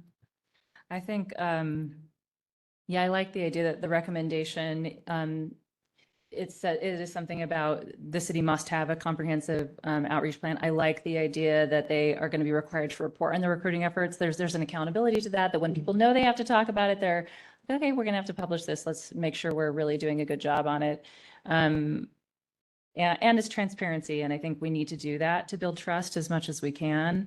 So I like both of those ideas. And then, you know, aside from that, giving some suggestions like, you know, Long Beach, and maybe there, I don't open utility bills anymore. I do all mine online, but there are maybe equivalencies, or the public library, you know, people go and check out books, or you know, or on Muni, you know, on like the Muni, Inside the bus. inside the bus, you know, but also in the, And outside. And outside. why can't I think of the word where you stand to wait for the bus? The, Bus stops. yes. It's been a long week. Bus stop, you know, in those little stations where, you know, Right. having something there, you know, I think there's a lot of places where a lot of people do go really regularly. It would be nice to see. So those could be just shared, you know, as like, these are Here's some things that have ideas. worked, but you do it, like Yeah. you're responsible for doing a plan, but here are some things that apparently have worked well in other places. So I like that idea. I'm wondering also just if there's anything that resonates with us around unnecessary steps. I do think, I think that we all, when we all want so much to be inclusive, and we want to be, you know, and we want to reduce the political influence in this process. And, you know, there's all these things what we want, and we end up sometimes making things really complicated, overly complicated, or making the requirements so stringent that people just like, you know what, your average person doesn't want to fill out the Form 700 just to apply for this. You know, They it's a should. lot, it's confusing, Yeah. even when you're sitting at city officer, as we all are, and have to, you know, file these things. It's that's unnecessary, in my opinion. Agreed. And it does suppress it. And that was actually something that I know that AAPI organizations talked about, that the financial disclosures really suppressed applications from AAPI applicants. And I remember I kind of like, I bite the bullet. I'm going to completely lose my privacy if I do this, because also the applications were open to the public. But you know, that's something that actually is a test in my mind, because if you're not willing to be comfortable with that, then you're probably not going to be willing to be completely transparent in all of your transactions. But I do agree. I think Form 700 should be required once they're Once they're- finalists, maybe. yeah. That's a different, Yeah. like that if makes a you're- difference. If you're like get to the top 40, then maybe that's when that's the requirement. But yeah, for the initial application, and that was true. So in my round, 36,000 people applied because the application took like 5 minutes on the internet. Mhm. And it was just checking for the most basic conflicts of interest, like have you been a continuously registered voter, and have you voted in the last couple of elections, and, you know, and their address, and, you know, so they could figure out where you were, and, you know, basic demographic information. It was literally 5 minutes. And so I thought, oh, great. You know, I was really worried when I got this brochure, and I said, oh my gosh, I only have 3 days to apply. And I went to the website, and I'm like, oh, this is really easy. And then the supplemental application came after that. But the point is, the initial pool, they had 36,000. And then by the time the supplemental application, which is like where it got really, when we had to start writing essays, that immediately reduced it down to 5,000. But the point is, you want to start out with a really big pool. You want Right. to engage people. You want people to be excited about applying, and you want it to be easy. I actually want to make one other thing. I think it's, you know, it's good to require some things, and we'll narrow. I agree with a lot of what you just said. The other thing that I think is probably important for, like, I think maybe in a recommendation with an outreach plan is also an education plan about why this matters. You know, what does the redistricting task force do? What's its job, and why is that important to everybody who lives in San Francisco? And so it might help them, right? Like, why would you even want to do this? Which I would hope that would be part of it. Maybe it's just, it's worth something we're saying is that education on what the point of that body is. Yeah, you and want the role you they want- play you is want to get important. people excited about applying. So I agree. We can add. So the way it was in for the state is that the body itself was responsible for educating the public about why they should come and give public testimony, basically. Why should you care about redistricting, and why should you come and tell us about your communities? But I think there's a little bit of a pre-education piece that you're talking about, which is why would I even apply? Right. So I think it's implied, but we should be explicit that, you know, part of the outreach needs to include.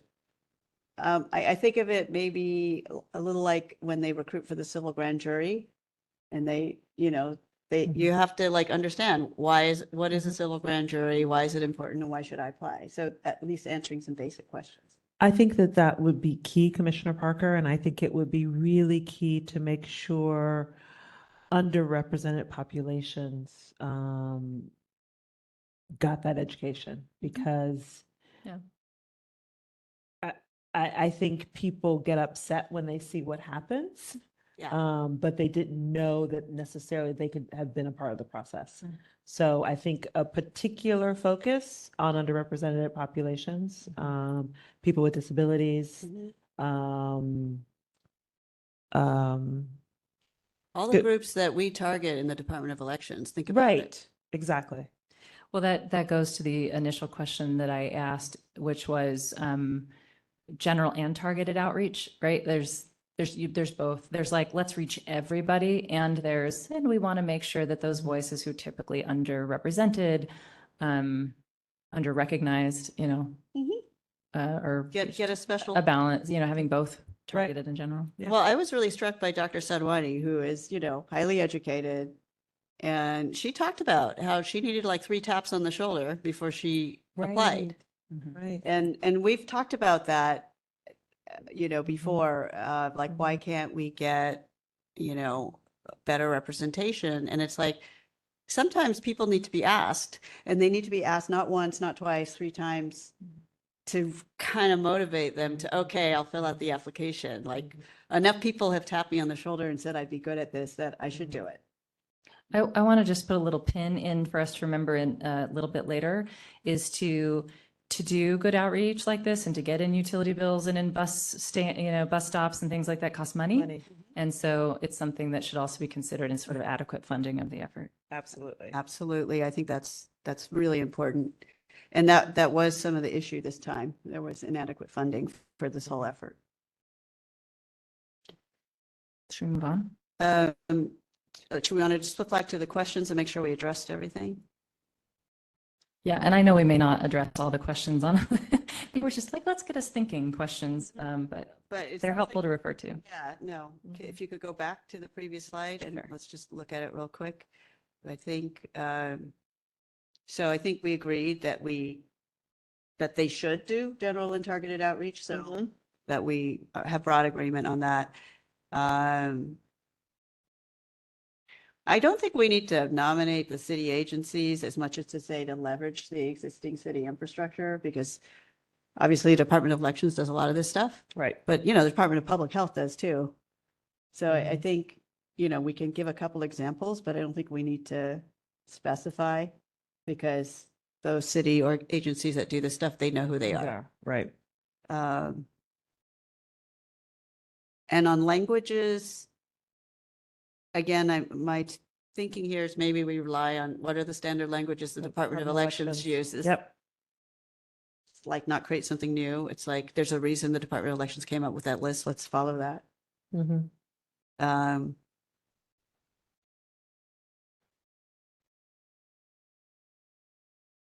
And I don't know if we need to be specific about these barriers, but to say that we want this to be an application process that is easy and accessible to as many people in the city Mhm. as possible. I think the examples are good. Mhm. And absolutely on the reporting, I would say regular reporting to the public on the progress of building the pool and who's in the pool. Even Michigan did that. Michigan, the Secretary of State had a website where she would update it. I don't know how often she did it, but Mhm. on a regular basis, they would say how many they had, what part of Michigan they were from, and what Right. the demographics look like for the pool.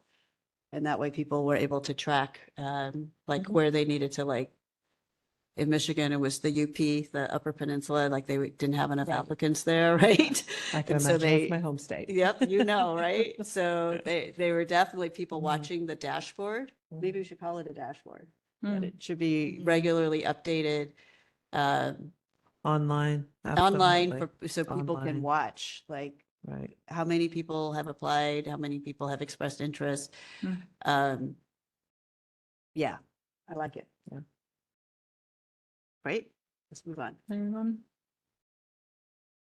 All right, next area is qualifications and restrictions. So what qualifications will ensure that people have adequate skills to perform the job and be independent from political influence? This is another quote from that local redistricting commission's report. This says, while critical to creating an impartial commission, reformers and policymakers should resist the temptation to adopt overly strict eligibility qualifications. The tighter the objective criteria, especially for smaller jurisdictions, the harder it will be to recruit enough quality applicants to fill a commission. Speaks a little bit to our last conversation. So here are a few questions I'm suggesting here is what is standard criteria and what is overly or unnecessarily restrictive? And then these next two bullets, I think, are important distinctions. Which qualifications and disqualifications can be objective, where eligibility can be verified without exercising any personal judgment, so no bias, right? So examples of those might be, did they vote in the last two elections, right? So they're paying attention, they're participating. Did they contribute more than, or did they contribute like the maximum allowed to a candidate? Like in San Francisco, it's $500. So did they max out to candidates? Something like that. Those are subjective. Nobody has to, those are objective, yeah. not subjective. And then which subjective qualifications are necessary to determine suitability for the task force? For example, the ability to be impartial, or last time we talked about good communicator in whatever way that is determined. Can they communicate? Are they collaborative, right? Like those kinds of things, those are subjective. And they would require the selection body to exercise some independent judgment. So question, how would you do that in a way that is less likely to be biased? Because it is subjective. Should there be a required number of years of residency?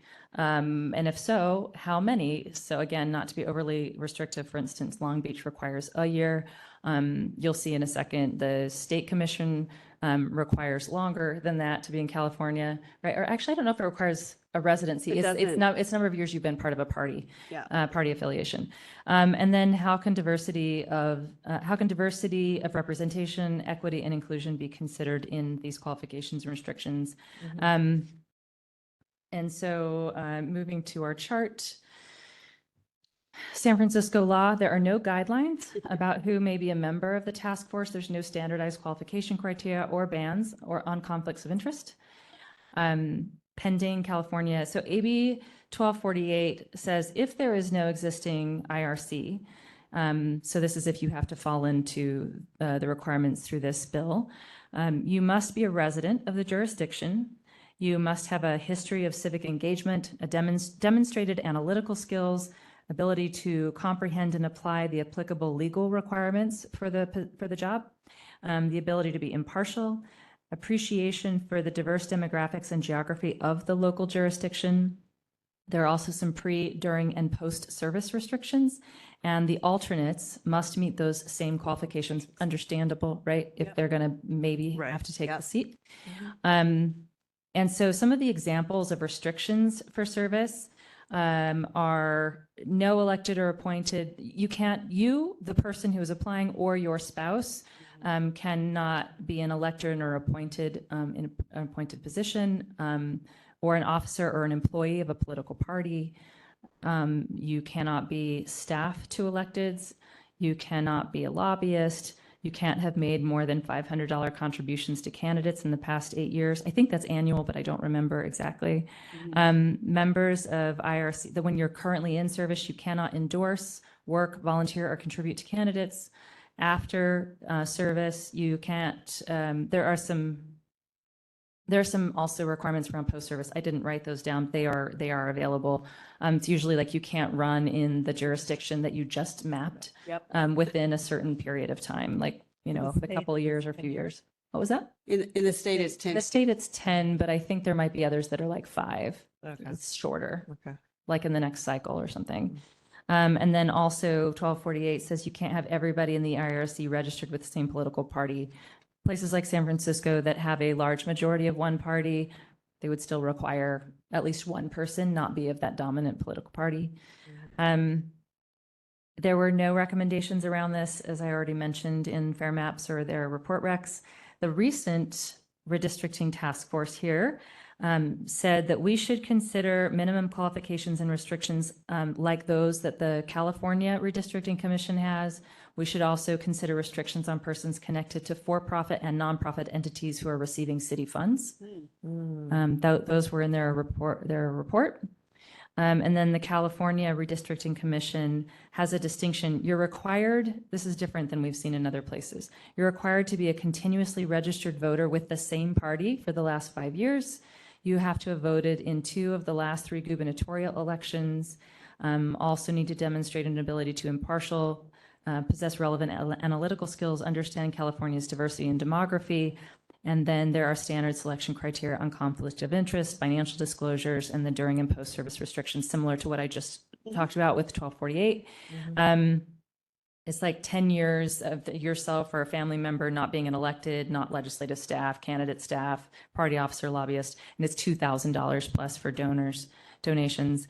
A note on residency, some local areas like Long Beach do lean towards that simple residency. It could be something we want to consider, just a simple residency requirement, because we also have one of the lowest voter registration rates in the Bay Area here in San Francisco. And so we might want to consider a simple residency requirement. And that's it for that. Commissioner Vilsey? Yes, I like the idea of residency as opposed to registration to vote.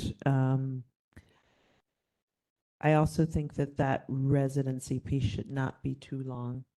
We are a city of transplants. We are a city, I don't know. I like the idea of residency, but I don't think you should have to have been a resident for like 10 years. Right. I also like residency as opposed to voter registration. We are a city of immigrants. And Right. at least one of our speakers, our DTF members, pointed out that he would not have qualified. Right. So I think there are people who just haven't become citizens yet. Right. Now, I do want to point out why it's different for the CRC, and that's because the CRC draws maps for Congress. And so that's why there are partisan considerations that I think are completely not applicable to local jurisdictions, and I don't even want to get into that. And I think that because at the time the CRC was put into place, it was pretty revolutionary, and I think they wanted to draw a pretty high bar. And so that was the requirement for having voted in 2 out of the last 3 gubernatorial elections. And, so one of the things that we used to joke about is that there were certain gubernatorial candidates who would not have met the requirements to be on the California Citizens Redistricting Commission. So that is restrictive. So this continuous registration with the same party, that was again to deal with the partisan concerns for Congress, which I don't think apply to the local jurisdiction. So I think in keeping with the idea of not being too restrictive, I think residency is sufficient. How long it should be. So I've been thinking about this. It's been pointed out by the city attorney's office that most commissions, if they have a residency requirement, it's not longer than a year. So a year is pretty standard, consistent with Long Beach. The argument I would make is that you want people who know the city, right? You want people who appreciate the neighborhoods. And so can you get that in 1 year? Like I said, I've been a resident of the city for a long time. And like I said, there's still parts of the city that I consider Middle Earth because I always get lost and I don't know that part of the city that well. So, but on the other hand, I wouldn't want to eliminate young people who just moved here, who maybe because they're curious, they have traveled all around into the neighborhoods. So I kind of feel like we ought not to be too restrictive on the residency requirement, but think about it for the subjective qualification, right? Because there's one that we're talking about, like appreciation of the city's demographics and diversity, and that could be understanding of the city's neighborhoods as well. It's kind of incorporated in that. So I kind of feel like, yes, would I prefer someone who's been in the city at least 3 years or maybe even a little longer? Maybe, but that doesn't mean they know the city, right? Right. So if you could as- prove to me, Right. in the subjective criteria, and we can decide how they would prove it, but if they can convince the vetting authority that even though they've only been in the city for a year, that they have visited its neighborhoods and they appreciate the different parts of the city and the distinct character of different neighborhoods and communities, I don't think you would have to be longer than a year. I think having at least a minimum of a year, I personally don't want to get too into the weeds in the recommendation. I would prefer that we have a minimum, and then let the board, and maybe say we don't want it to be too restrictive as well. So we could say minimum of a year, which has been standard practice in other redistricting commissions, but we don't want it to be too restrictive. So maybe make a recommendation of not more than 5. Yeah, I like that. And I'm just noting here in the report we have from Common Cause for LA, they just say be a resident. They don't have a time limit. So we could also just say that, although then people would argue about carpetbaggers, right? People move into the city to try to muck with our politics. So Oh my gosh, can you imagine if somebody moved to the city just to be on a redistrict? That seems very unlikely. I think it's unlikely also, Unlikely. but you want to avoid the accusation of that. But it's a possibility. You're Yeah. right. You're San right. Francisco. It is San Francisco. So I think, Yeah. I think something like a year is I think not a too, year. is I- not too bad. I think back when I moved here, 24 years ago, I immediately started getting involved and going in neighborhoods, and there was elections and going to debates and, wandering the city. So I think there are lots of people who do that because that first year you're so excited. Yeah. You've moved somewhere different. So I really don't think we need to have more than a year, but I think to keep our recommendations focused on being fair, being equitable, and being inclusive, I do think we need to say we don't recommend that. Now, I'm saying 5 years. I don't feel we have to agree to that, but I do think we should recommend that we don't think it should be more than a certain number of years. I think that, I think 5 years might be a little high. But I think, you know, a year I think is good. I do like this general, again, I don't know how you necessarily document this or prove this, but this general idea of an appreciation for or an understanding of, you know, kind of the diverse demographics or geography of an area. I'm curious how that might be shown, demonstrated in some way. But I guess one thing I just want to throw out there is that I think it's very helpful when people have an understanding of kind of all the pieces of the city. And sometimes we get people who think they understand all of the areas of the city, but they don't really, because they don't actually get into those communities and talk to people affected by things happening in those neighborhoods. So they think they have been because they have a favorite restaurant in that neighborhood. Right. And, you know, so That's a good like point. we should be thoughtful about that, but also the experience of people who move to the city. And so maybe they're a year and they're like, oh my gosh, I am so frustrated with X, Y, and Z. And that relative newcomer perspective is also really important, you know, and I think adds something when we talk about diversity of experience, that we don't want to exclude folks who are still fairly new and may not know all of the neighborhoods of the city, but they may have a really important perspective to offer. So I like the lower, you know, end of that, just to be able to be inclusive of all that. And people who, I've seen plenty of folks who think they really know the city and, you know, they just have a favorite bakery in that I still neighborhood. admit I get lost in some parts of the city, So- and I've been here a long time. Yeah. But so what I'm hearing is that we're in agreement that it should be residency and not voter registration. I think that's actually the most important thing. Yeah. Because Absolutely. that excludes, what do we agree, 21% of the population right there, and it's mostly marginalized folks. Communities, yep. Yeah, so they should be a resident. Are we in general agreement? It should be a year, Minimum, minimum year? yeah. Yeah, I think so. Yeah. And then not more than 3? I You don't said have like a strong 5, opinion. I yeah. think that just being able to talk about the rationale for why it is only a year is probably the most important part. Yeah. Okay, Good let's point. stick with that. Right, I think. And just to give you some color on that, because I had to write an essay about this, and I'm not suggesting we require an essay, but this is how they did it at the state level. We had to write an essay to show how we could demonstrate our understanding of California's diversity. And so all of us wrote about our travels through the state and our experiences, and like some people had lived in, you know, different parts of the state. We had one commissioner who had literally visited all 58 counties, and he talked Wow. about that. And so it can be demonstrated, is all I'm saying. Right, So we right. wrote about it, and then we were interviewed about it. So I think that's good. Yeah, I think that's an important one for a city that has as many, as you said, it's a city of transients, and we have a lot of immigrants, and we want to be inclusive, and the newcomer perspective is valuable. Great. What else? Yeah, I just flipped back to the question slide. I wonder if we want to talk a little bit about where we are seeing or thinking about objective criteria, subjective criteria.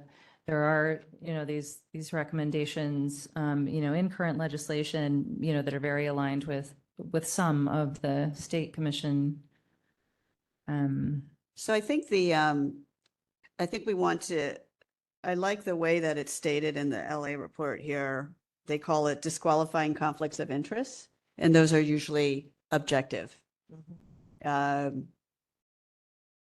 You know, so I think that's probably a better way to say it, because, you know, a year of residency is also objective. But the subjective part would be how well do you know the city, right? So there's an objective piece, and then there's a subjective piece. I mean, I personally am in favor of all the conflicts of interest, because I understand the reason behind all of it. I mean, if you have been, you know, paid consultant or a staffer for an elected official, or been a candidate, or, you know, you're part of what Dr. Sadhwani called the political class. And we don't necessarily want those folks on this commission. And I think it's the same idea. If you've been a registered lobbyist, you're part of that group as well. And if you're a major donor, you know, you're part of that class as well. So I think the disqualifying conflicts of interest are pretty straightforward. All of them, you know, make sense to me. It's the rationale as to why people who are insiders, essentially, political insiders, why they should be excluded from this. And that was something that really struck me from our last RDTF panel that I think it was Mr. Lee who talked about how the pressure they felt because he said basically all of them were politically connected was the word he used. And that, you know, familiarity caused people to ask for favors. Yep. That's bullshit. Sorry. So, you know, so I think the disqualifying conflicts, I like the way that it's stated. It's like it's a conflict of interest and that disqualifies you. And those tend to be objective. And if it's your spouse, I was think that just makes gonna sense. say, I think the spouse piece should be for all of those disqualifiers. What was that you said? If you are the spouse of a lobbyist, if you are the spouse of a political consultant, someone who's run for office, Yeah, someone. you could be a proxy for them. Right, exactly. And for the CRC, it was actually you, your spouse, and your direct family members. So if your daughter is an lobbyist, you know, or your, and so I think I've said to people that my application was like 27 pages long, and most of it was familial relationships. Because we had to certify that our brothers and sisters, our mom and our dad, and, you know, and my spouse's, you know, parents and their children didn't have these political connections. It was a little challenging, right? Because I actually had to call the state auditor's office and asked how to answer some of those questions because, you know, my partner was not that close to our family and and we had to like kind of verify it. And they said, well, believe it or not, you're not the only one in this position. But the point is you had to certify it and say that, you know, I don't have any direct family members and neither does my spouse who fit in these categories. And I Was think, there to the best of your knowledge? You had to certify. yeah, I mean, you had to certify Certify, in okay. on your application. So Okay. now they did check. They, I mean, as part of their vetting, they did their best to check. Okay. So I will tell you that they absolutely checked everyone They called to people. to the degree that they could. They discovered they checked the information you provided and they tried to vet it. That's what their job was. I mean, they're auditors. That's the one thing they're really good at. One thing that I am curious about is, I think some of these make sense. I think there are always people who are who have had these kinds of experiences, you know, recently, who will be very fair because that's just their nature. And I know that the intent here is try to remove political influence from the process. Curious about the length of time. You know, this 8 years is what's suggested in 1248. It's 10 years for the state commission. So I'm curious what length of time. There are clearly other things people can do that are political, but this, you know, if there's objective criteria. So I'm curious about the length of time. And I'm also curious, and I don't know the answer to this. I did do lots of research, but I haven't looked more, you know, when we talk about this idea of what is unnecessarily restrictive, because it can result in fewer candidates and things like that. I'm wondering about that in relation to that kind of standard list that you were just going through. So length of time and what is overly restrictive. And I just don't have examples at the ready of local jurisdictions where actually we did that and it was really hard to get candidates. Like, I don't know that. I don't know if either of you have any examples. Well, so I think the rationale for the 10 years for the CRC is just, it's one census cycle. So after one census cycle, there are new maps anyway. And so that way you eliminate any conflicts. I think our post-service restriction was that we couldn't, we continue to serve until the next commission comes on. And so that is 10 years. And by definition, that means you can't run in the maps you just drew, in the districts you just drew. And I think that you could also just state that you can't be a candidate. You can't run for supervisor, in other words, in the Or mayor. district, or mayor. So it could be any citywide or district office, or it could just be a year's. It could just, I'm not sure where the 8 came from, except I'm thinking it's 2 terms. But it's, I mean, maybe. I mean, but that's not a standardized, there's no 8-year terms. Like No. there's locally, there's probably 4, Right. you know, that's is what I'm most thinking, 2 common. terms. Yeah, maybe it's if people, but there's not term limits for some offices, you know, citywide offices, some like school board offices, like there's no term limits. So it's kind of an interesting, I mean, that may be the rationale behind an 8-year. I'm not sure. Just curious if that feels long or if it, you know, just curious. So I think the rationale for, one census cycle, and you're going to have new districts anyway. So, so that's the 10 years. Like I said, the only thing I can think of for 8 is that it's maybe 2 4-year terms, and that's maybe what the thinking is behind it.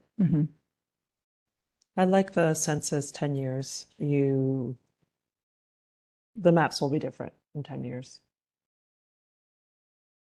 And that's not restricting someone from being on the commission. It's restricting them for their activities after. That's post. So I think that's very different.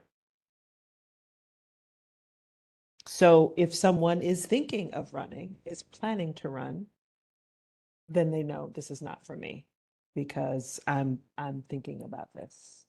Well, And there's a 10-year.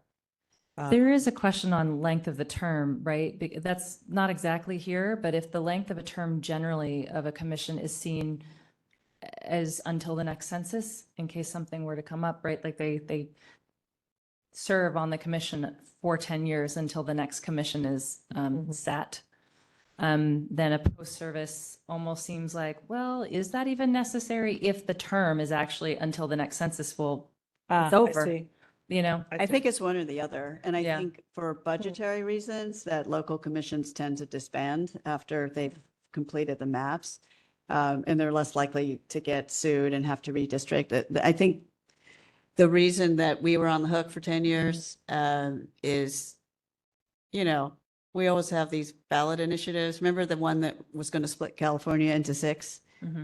We would have had to redistrict if that passed it, because we are the redistricting agency for the state. I think that's unlikely to happen at a local jurisdiction level. And so most of the jurisdictions, like I know I've tried to reach the Sacramento IRC members and they're just unresponsive because they've been disbanded.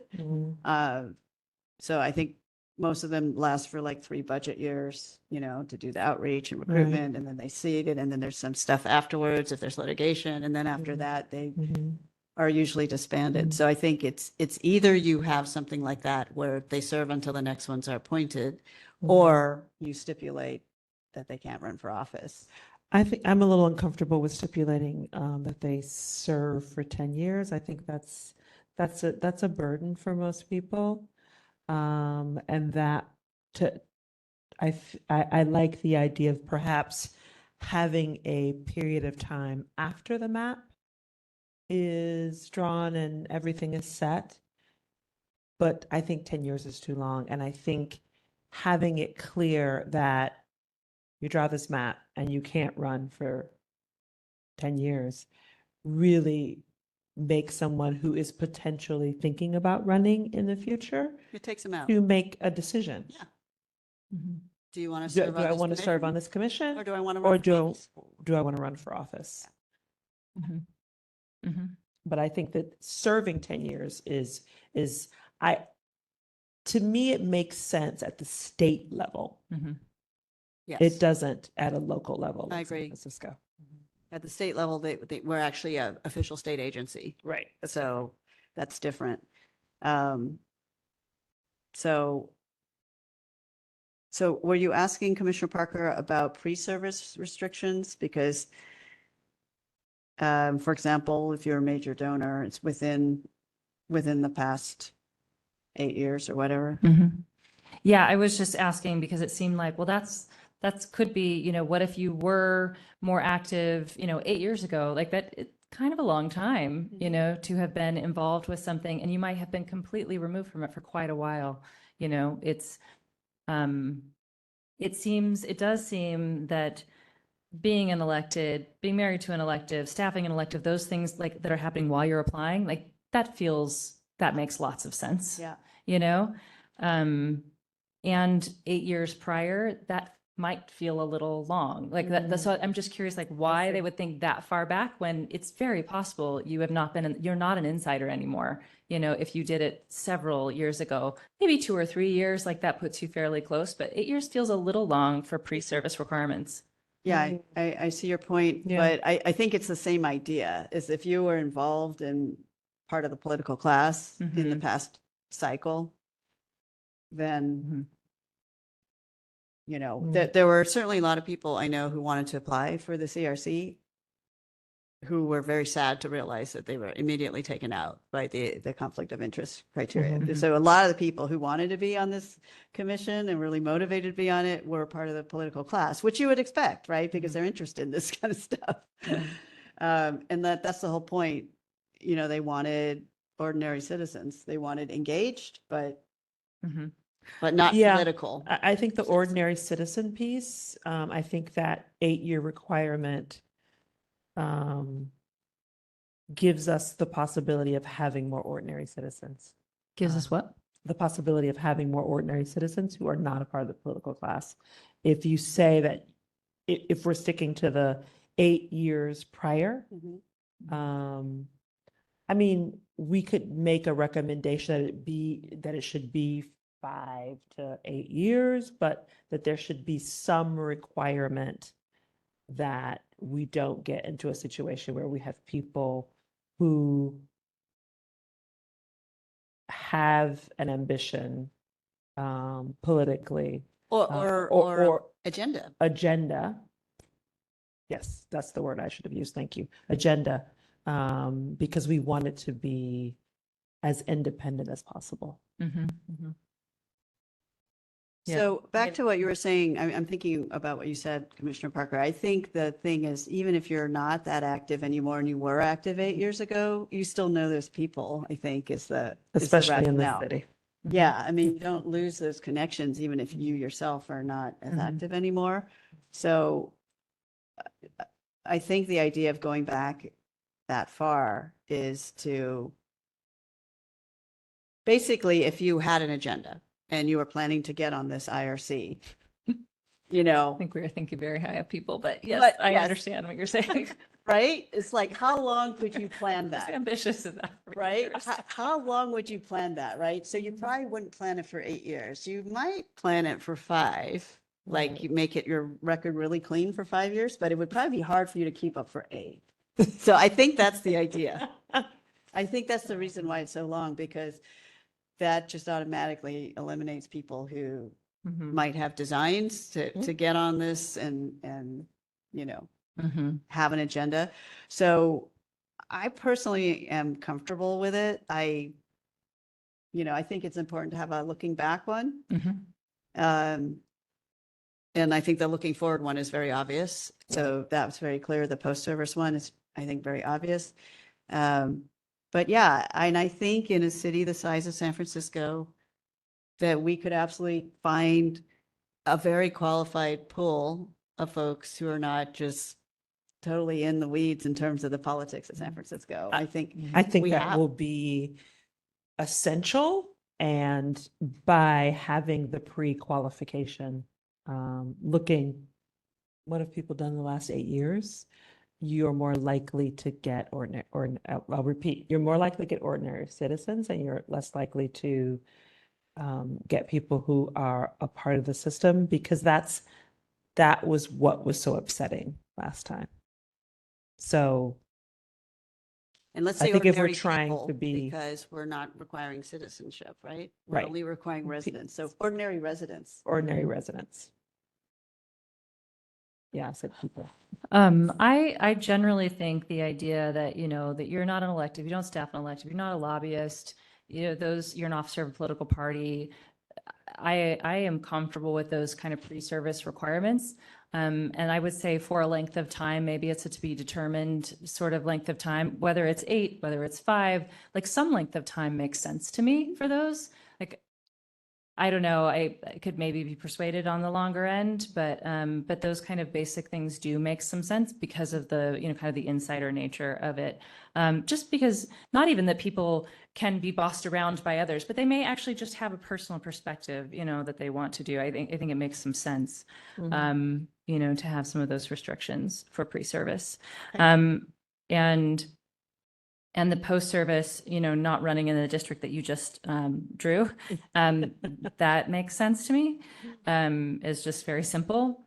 I will say, as a side note, we do not need to discuss this, but I'm so curious. Well, so then what happens with the Department of Elections when you're filling out, I'm going to run for office? Is there a disqualifying? You're not allowed to check this box. Were you on it, and we're not going to let you run and file papers? Just curious how that is actually monitored in the future. But that we don't have to talk about that. And then the during service, I actually think kind of what's standardized, not endorsing, working for candidates, volunteering, contributing, like those are the same things we're required to do, right? On the Elections Commission, we are not allowed to donate, to work for, endorse. We're not allowed to do any of that. So it seems those are very straightforward and required of people in positions like ours. And so that feels also very reasonable to me. Great. Right. Okay, I think we've covered all of them. I think we're comfortable with certainly 5+ years, I think, and then we can talk about whether it should be 8 or 10, but for the but we definitely agree that there should be a look back period. Yeah, I think we should, to Commissioner Parker's point, I think I understand what I think you're saying about 8 years. And I think perhaps we should say a minimum of 5. Our recommendation is a minimum of 5. Because the Board of Supervisors is going to do what they want to do. But I think making it clear that there should be A standard. a standard minimum time, standard. a minimum standard. Yeah. Okay. That's We want to great. move on? Yeah, moving on, Okay. powering through it. All right, so vetting and selection, another doozy.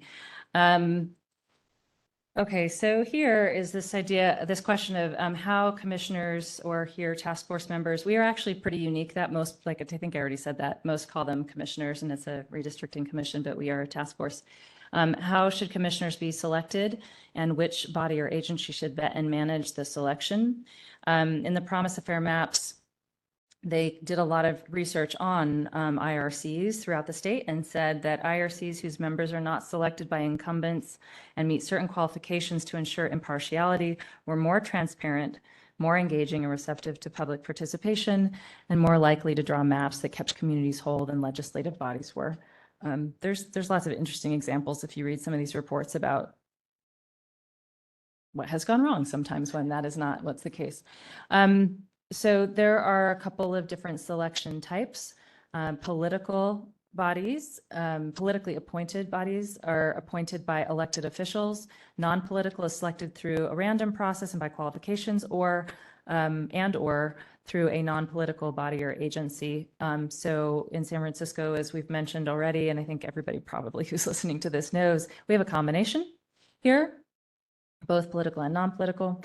And so and again, the big question here is what process will build public trust? And what selection authority or authorities would San Francisco voters trust and will have the resources to run a vetting and selection process? and which selection requirements would reduce conflicts of interest. We actually just went through that, so I'm not going to read through that Yep. again, but we sort of just covered that. Mhm. And then again, just want to note that there are some things that belong in a charter and some things that don't, so that's just another thing to consider. And again, I think what we're trying to do here is to eventually arrive at some recommendations that they will just then work with the city attorney's office and decide which things need to be in a charter and which things will just be handled outside of and with the agency who runs the process, or be given to the next task force to then use in their best practices, or be determined by city ordinance that doesn't have to go before voters. So that's just, I just wanted to note that again. Mhm.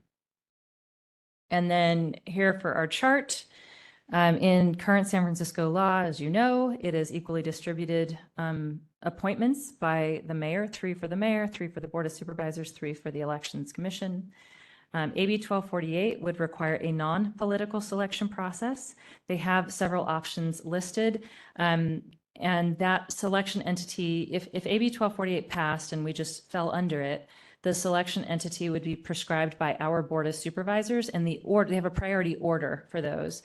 And for the bodies that we actually have here in San Francisco, that order of priority would be the Ethics Commission, any committee or commission that has a holistic view of the local jurisdiction's governance processes, including but not limited to an elections commission or a charter review commission. Some charter cities have that. And then next would be a panel of 3 retired judges. And then next after that would be the civil grand jury. And the main idea listed in that bill is that we reinforce public confidence in the integrity of the redistricting process. There's no recommendation or no requirement in the Fair Maps Act. The report about the effects of that Fair Maps Act suggests that we do require independent redistricting commissions, that we prohibit political appointments. We require the state auditor to inform applicants not selected for the state commission of the opportunities that might be there in the local IRC. And that last little bit that I just mentioned is included in AB 764. The recent redistricting task force here in San Francisco recommended that San Francisco consider using something similar to what the state commission selection process is without the involvement of election officials, and reinforces the independence of the task force. They said we shouldn't leave the redistricting task force vulnerable to potential conflicts of interest. That was from their report. And I think they also wrote in there, San Francisco's process should be removed from real or perceived political pressure. And then the State Redistricting Commission has a selection process that is run by the state auditor's office. Legislators, we talked a little bit about that process before. There's 60 of the most qualified applicants, or what it's narrowed down to. And then legislators are able to veto up to 24 applicants out of that pool of 60 before that random selection process happens. And then, as we all know, this 8+6, we already talked about that. We don't need to talk about it again. That is it. Yep. So now that you've had time to think about it, Commissioner Livolsi, how are you feeling about the 8+6?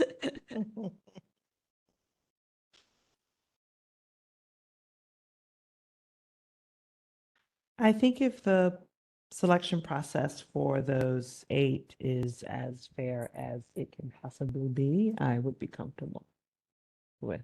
But I would like to see some parameters and guidelines that are stated for that 8 to select the next 6. So that those would be the diversity factors that we talked about. I think the 4 factors that you outlined Are good. are really good. It was gender, race, geographic, and social economic status. Yes. I think those would be great. And then, of course, you could encourage the vetting authority, which is going to be the big question in this section, to, consider diversity broadly, right? Mhm. To include Mhm. other characteristics, but they must look at those 4, which is kind of the way it Mhm. was done for the state level.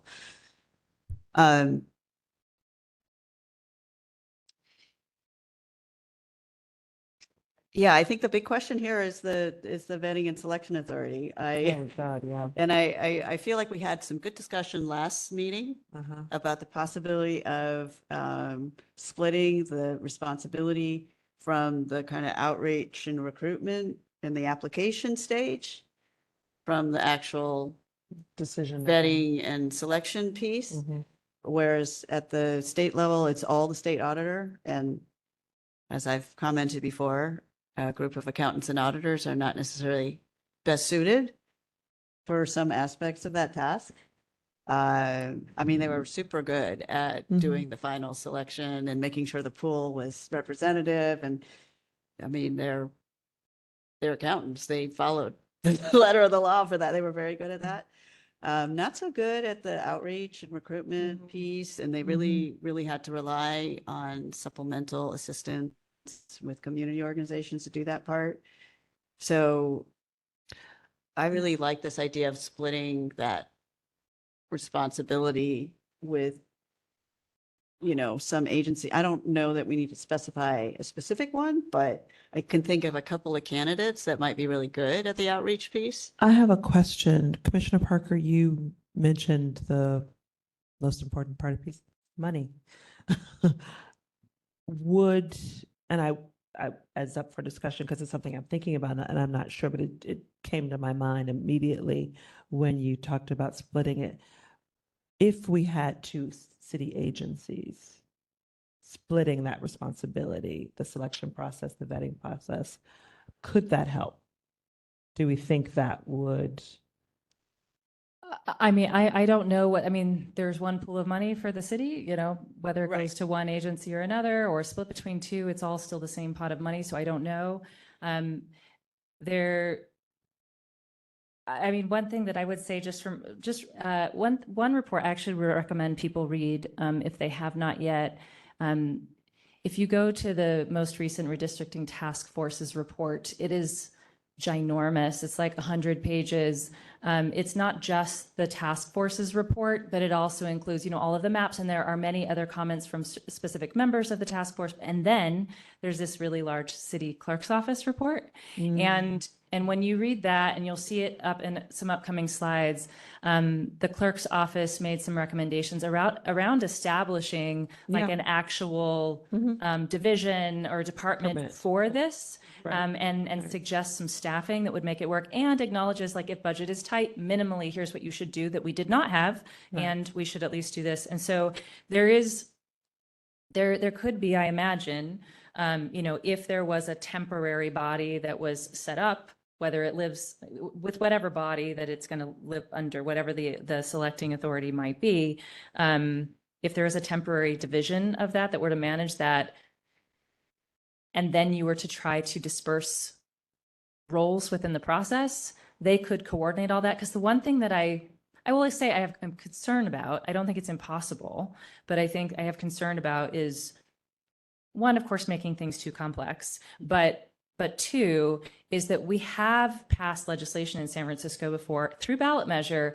asking city agencies to coordinate with each other, and So much. like sometimes it kind of happens and sometimes it doesn't. Like, I'm thinking of like I was involved with some of the work with the children's fund and, and all the school district measures, like, 10 plus years ago. And like, they don't meet and coordinate the way that they should. And that was aspired to, right? And so I just I would want to make sure that if there were multiple agencies within the city doing managing different aspects, that they are coordinating, because whoever is doing the outreach and all of that, like, they're going to have to be coordinating somehow with the group who's then going to be doing vetting and selection. So while in an aspirational way, like, let's rely on the strengths of different agencies, let's also be realistic. Or if there's a separate division that gets created as recommended by the city clerk, they could be the coordinator who says, okay, it's our job. Like, it's written here in our job description. We are supposed to call the Health and Human Services Agency, and we're supposed to call, Department of Elections, and we're supposed to, whatever. Like, it's like, it's part of their charter as a temporary division to do such things. Maybe that could help, but that's in reading everything that I've read in their report in particular, like, that would be my reflection. That's helpful. Thank you. So if I recall correctly, when we heard from Angela Calvio, the city clerk, who talked about the report and answered our questions. I think she was talking mostly about what happens after the commission was established. Yeah, she was. Because that was split between the Department of Elections and Yeah. the city clerk's office, and they were like internally trying to hand things off, and neither of them got a budget augmentation, so they Right. were both juggling, limited funding and existing staff. They didn't have, an augmentation. But I think we're talking about before.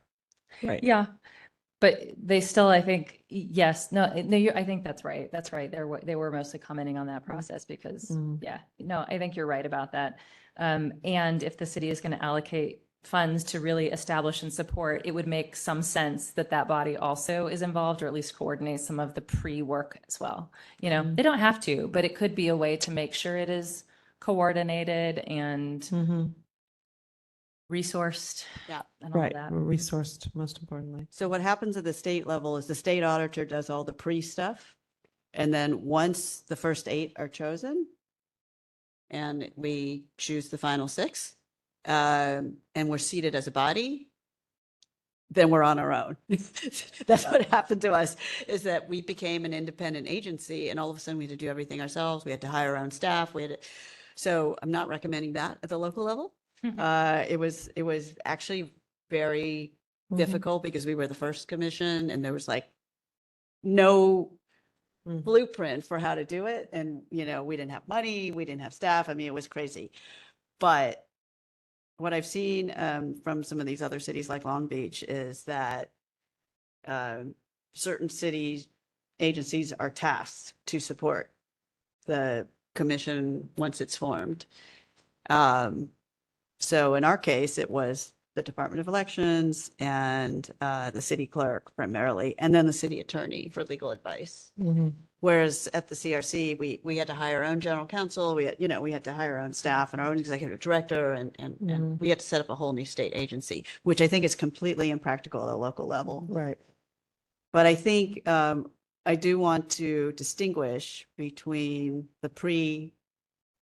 preparation for seating versus What happens once then? they've been seated. And I think for vetting and selection, we're very much talking about who is a trusted agency or agencies to, build this large, diverse pool that's representative of the city and apply the criteria, the both objective and subjective criteria in a transparent way that results in selecting the 40 most qualified, so that everyone is confident, oh, they did a good job. They picked 40 people and we're looking at these people and their backgrounds, and yeah, we'd be comfortable with 14 of them, coming up with our next district maps that we think they could be fair. We think that they understand the city. We think they could interpret census data and understand what it means to comply with the Voting Rights Act. And Right. we think that they pick good people. That's what I think we're grappling with. Who should that be? Who should that be? Yeah. And the whole reason that we've been struggling is we're not sure that we want it to be the Ethics Commission. And part of that is because the Ethics Commission itself is a politically appointed body. I mean, that is the question that came up when we talked with our RDTF panel. They were like, well, who appoints them? That was the first question that they asked. And like, are they really going to do a good job, and would they be trusted? So I think this is difficult. I don't feel like we need to provide an answer. I think that this is one where we could say we really consideration. We really encourage you to get good, community input in this process. But I feel like we could minimally define characteristics, right? And we could maybe nominate some possible candidates, even if we don't have a strong opinion on which one it actually is. Right. Like, I think there's some obvious candidates for the outreach and recruitment piece of it, and maybe some good candidates for the vetting and selection. But we could let the Board of Supervisors speak to the community and get some input on that. Like, Should it be the, should it be the equivalent of the state auditor at the local level, which I think would be the city controller? Some places it's the registrar of voters, which would be the Department of Elections. So I think we can define characteristics and then suggest some candidates that may be acceptable, that they should vet, that they should validate with community input. Yeah, I mean, I think the community input is going to be essential. Yeah. Because I feel like we've like batted this one around a lot and we haven't quite come to a strong conclusion. I think it's a hard one to answer. It's given many factors. Yeah. It's a difficult one to answer. And so I think our recommendation should be, like you said, some of the criteria that we believe would be part of having a vetting agency that we believe might potentially Do a good job. do a good job and that the community would have confidence in, but there must be community input in that choosing, because I could see that being the thing that rubs many people in the city the wrong way. So we're grappling with it because It's hard. it's hard, and the process that we have had, that's the nature of why we need to change the process that we've had. Yeah. And that's the one thing that could just make it all go really, really south. I think this is a huge kicker. I sort of recalled in the memo from the DCA about the city attorney's office about AB 1248 also listing as the controller as an option. I thought that was in there, but when I was reading the bill language, I didn't see it as an option, and so I don't know if that's there. And it doesn't, we don't have to, whether or not 1248 passes, we don't have to choose anything off the We list. don't have to choose it. So regardless of if it passes or not. But I think I agree that we need public input on this. If there's some, nobody's probably going to pull this, but there's probably not enough people who know and can do, but getting public input will be really important on what is the trusted agency. And I think it's probably a good idea to define some characteristics, that they're, as far as you can be in city government, removed from political influence. Something that's nice about the controller's office is that it is a 10-year job, right? It's like, there's something about it that's like, they're not waiting for, like, that's what happens. That's what you do. Whether if somebody doesn't like, that's how the job works. Yeah. Right. And so, and they're not an elected official.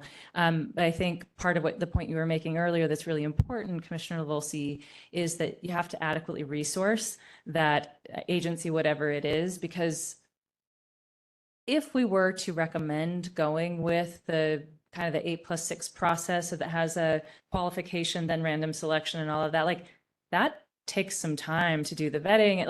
That is some time. And I would guess the controller's office would not be super happy to be hearing that they would be recommended here. But when I try to think of offices that are generally trusted and seem sort of neutral, that seems like a good one.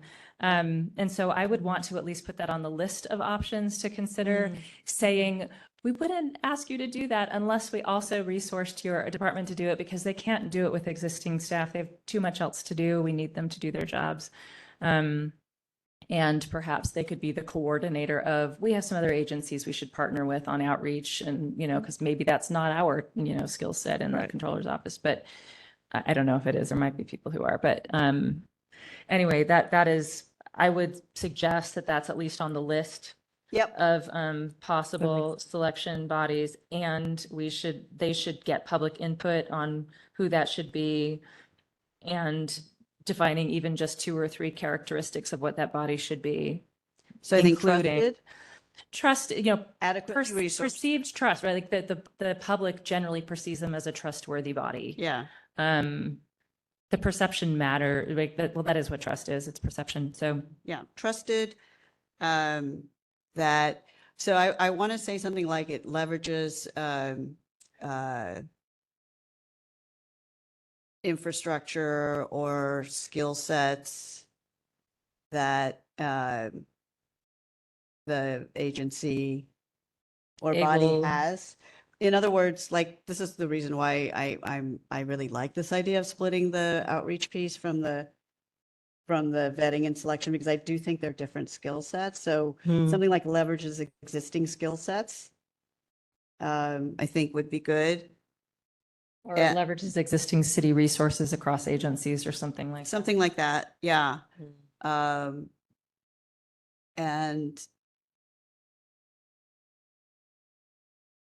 And then I think we can provide a couple of examples that might work and, and suggest that the board, validate it. So I think controller is one of them. I think, and I'm trying to think about characteristics as we think about examples that we think might work. So I think, the registrar of voters has been stipulated in other places. So in that case, that would be Department of Elections, right? And it makes sense because our director is, not elected. He's not appointed by an elected official. He's appointed by an independent body, the Elections Commission. So he fits that category of, not being appointed by an elected official. So I think the Department of Elections is a possibility. And also they have, a ton of experience with outreach, right? They're Right. constantly trying to register people to vote, and they're familiar with all these different communities. So I think there's like a natural fit with skill set.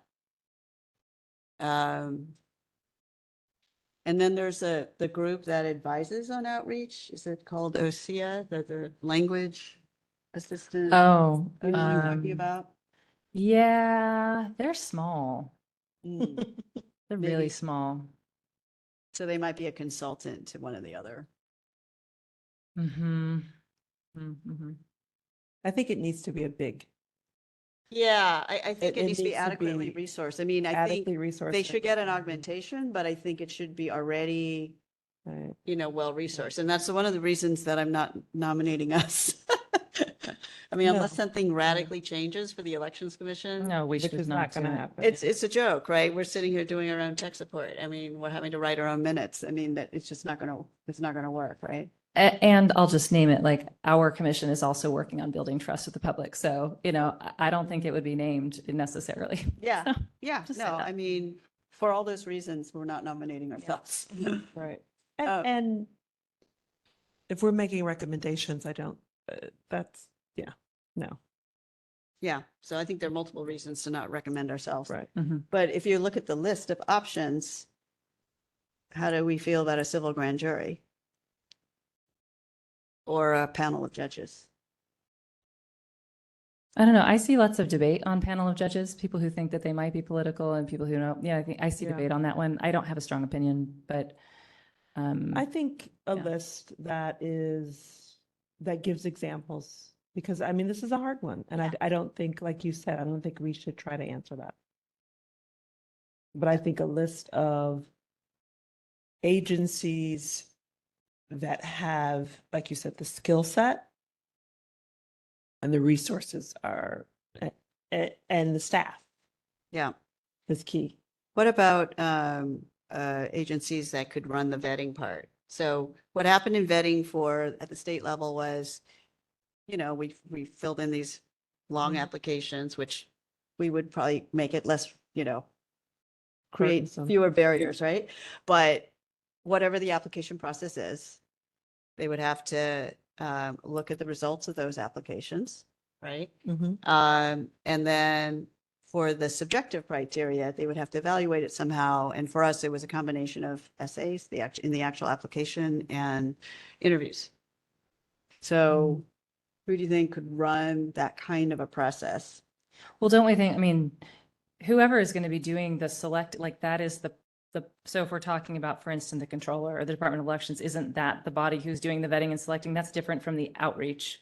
Well, I was thinking of elections for outreach because that is Oh, a I think skill that, set. I think the elections could do outreach. I agree with that. But for the vetting and selection, it seemed like, I thought that that's what we were just, the list we were just coming up with was for vetting and selection. You know, the Department of Elections might be good for that too. I mean, they hire tons of temporary elections workers. Mhm. And have good processes generally are trusted, you know, as an agency. Yeah. Mhm. So I think they could do it. Mhm. Um,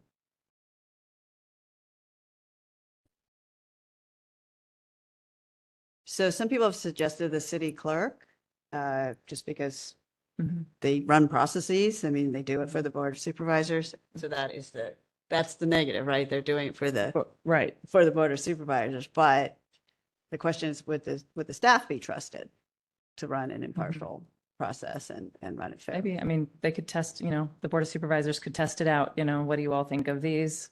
And Yeah. add their own if they have others that they get input about.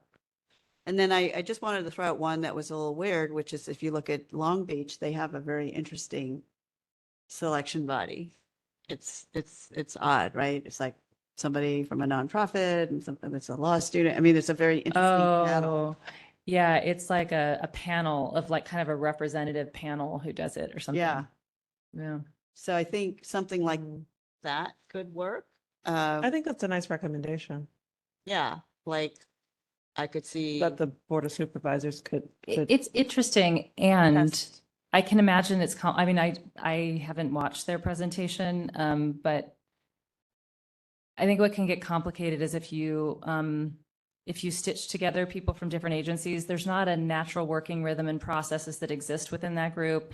They would still have to get staffing to do it because they all have other jobs, you know, so there still is a staffing element to it and a Yeah. processes element. They don't have a standard of how they work together. And that's not necessarily a bad thing, Right. you know, but if they're involved somehow in the reviewing, if there was some, you know, I wonder if more appropriate for a body like that is helping to establish the exact criteria for vetting and selection, you know, so that it's just, you know, kind of dispersed in that way. But that would be my concern is like Yeah. they just don't have systems and processes together as a body if it's like one person from each. But I feel like a panel of judges is the same thing. Yeah. Right? Yeah, You would totally. still need to staff them. So a panel of anything, I think, that's not living within a single city agency would have that same issue. I think for efficiency and transparency, an agency, as Commissioner Parker said, that has a history of working on complex issues is really important. Yeah. And I think that's one of the reasons the controller comes off because, you know, they have to write the nonpartisan budget analysis and, And city clerk and, you And know, all city those things clerk. you Yeah. suggested. Yeah. okay. All right. So trusted, you know, leverages existing skill set. Could maybe good at processes and systems, something like that. Yep. I like that. And maybe that's a good enough basic set. Yeah, I think so. Because really that's what we're defining is that they have to run a process and run it well. So they, you know, we're going to give them criteria. They have to be able to vet these people against this criteria and come up with a good process for it. Okay, so that's the agency selection authorities. We've already talked about the pre, during, and post, which is so they would have to follow that, basically. They would have to be able to follow whatever that list is. And what we found out is one of the reasons they picked the state auditor is that they do investigations. And so they literally investigated all of us. Okay. Like, I mean, I don't think all 30, well, actually for all 36,000, they had to check and see if we had actually voted in the last N number of elections and if we were continuously registered. So they did that kind of surface vetting and they got it from 36,000 down to 29,000. And then those 29,000 were invited to write the essays and do the familial relationships and all that other stuff. And then they had to check that. And so, yeah, they basically investigated us. So that's something to think about to best Investigatory body. investigations or ability to, you know, that's what vetting is, right? Right. Okay. Ready to move Yeah. on? Before we move to the last area of the selection and removal, the removal is the last one. I hate to bring this up right here because I know you prefer to do public comment at the end of all this, but given the time, I Right. wonder if after this section, we want to pause for a little public comment and then do another block of public comment if we decide later, but just because it's so late for people, Yes. I wonder if we I agree. might do Yeah. that.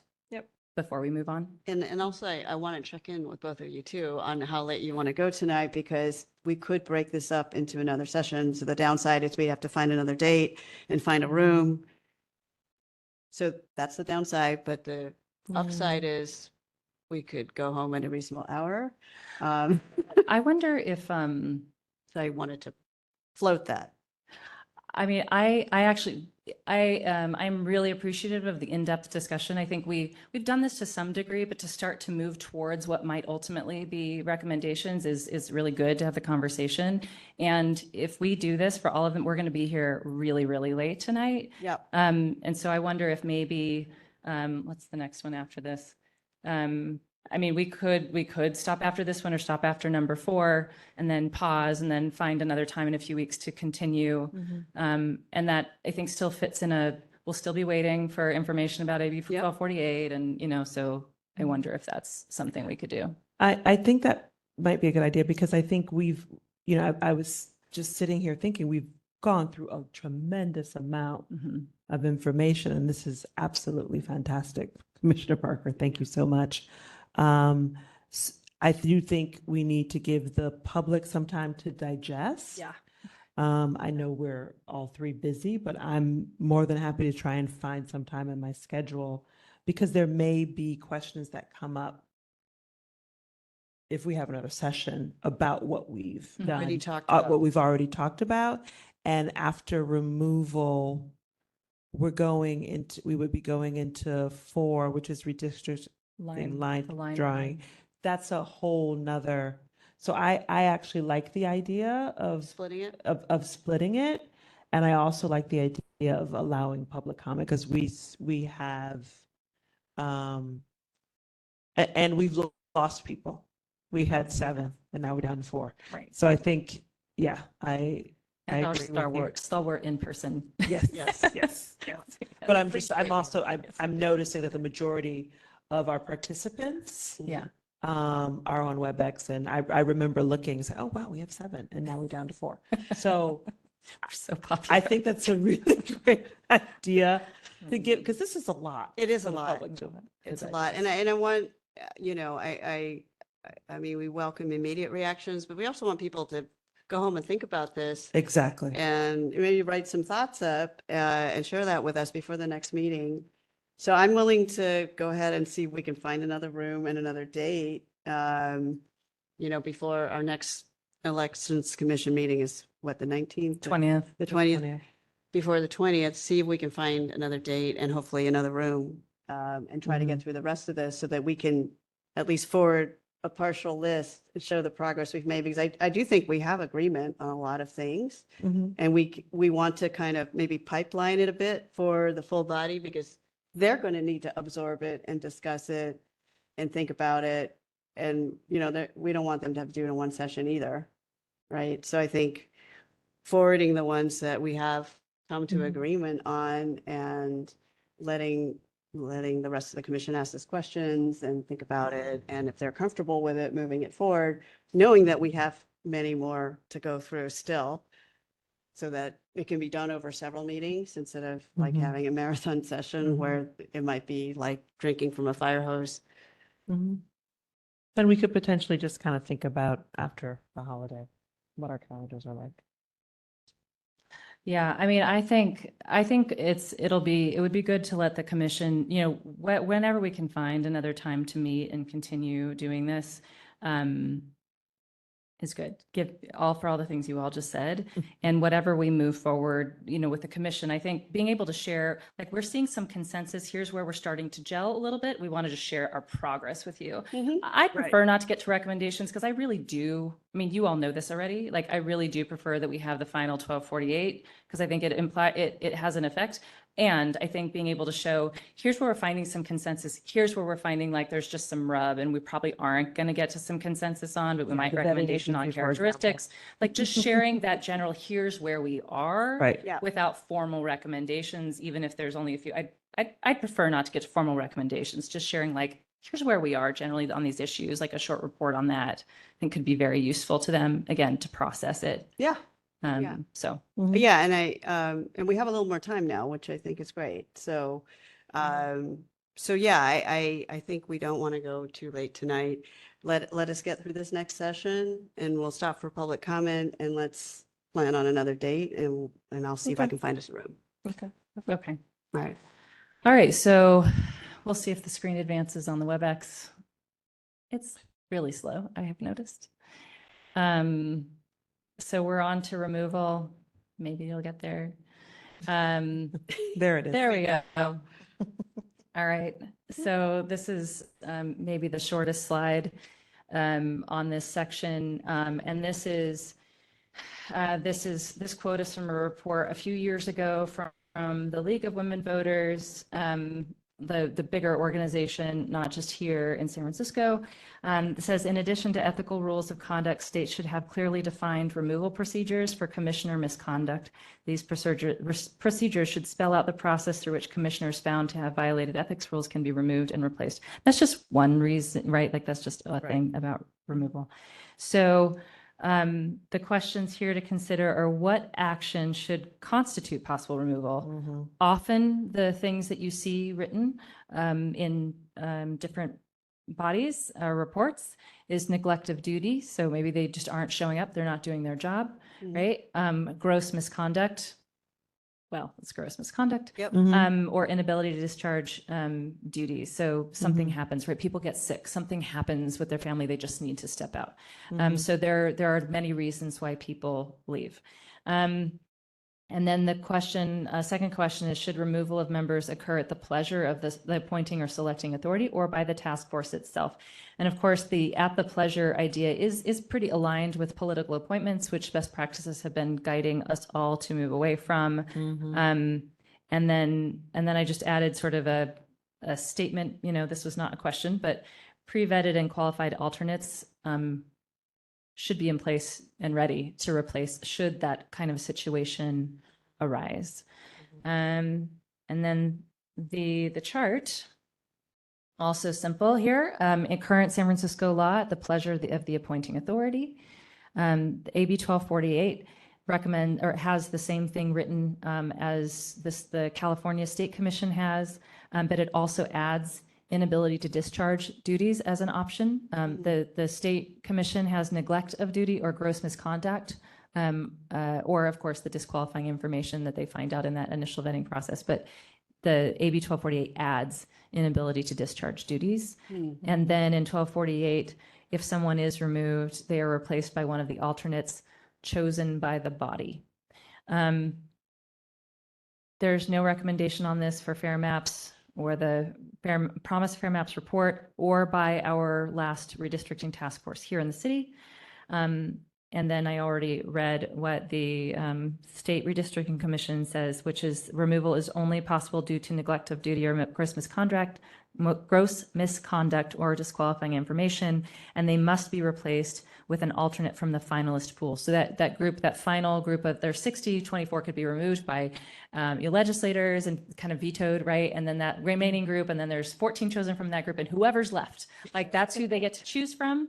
That's the finalist pool who they choose the replacement from, which I'm sure Commissioner Dye could talk about, because they did have to go through that. And I want to also point out that the State Commission itself is empowered to do the replacement. It's not the auditor who did the initial selection process. It is the commission itself who is empowered to replace the commissioner who has been removed because they just couldn't do the job or because they did some stuff that was really bad.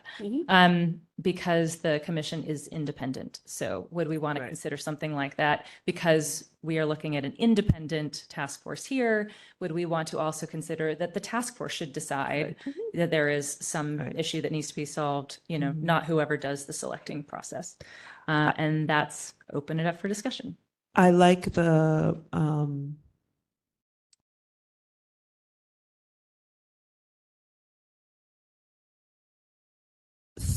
update as well as the pending legislation, which is added that if something, I mean, you have to give people the opportunity if they find, because sometimes you sign up for things Mhm. and then you realize, oh my God, I actually can't do this. And I think to require someone who finds themselves in that situation to stay on would just be unfair. But I do think perhaps within a certain amount of time. I don't, I mean, if you just select yourself that you say, this is not possible for me. Yeah, I mean, I think that people need to have the ability to resign for that reason, and that's what happened. It happened actually right at the beginning. And the commissioner who stepped down, who was one of the randomly selected ones, said she realized she had a commitment that was coming up that would be right in the middle of our line drawing, the most intense period, and she decided it would be irresponsible for her to stay on, and that it was better for her to step off before, we started getting into it, rather than to step off in June, like after we published the draft maps or something like that. Okay. So, so I thought it was very responsible of her, and I don't think we ever found out what the reason was, but I have a feeling, I think that's okay. yeah, Yeah. we didn't know what it was, and we didn't need to know. We speculated what it might be, given that it was like a timing in the future, so we could kind of guess what the reasons might be. But I think the most important thing is that we were empowered as an independent agency and commission to make that decision on how to replace her and who to replace her with. That's essential.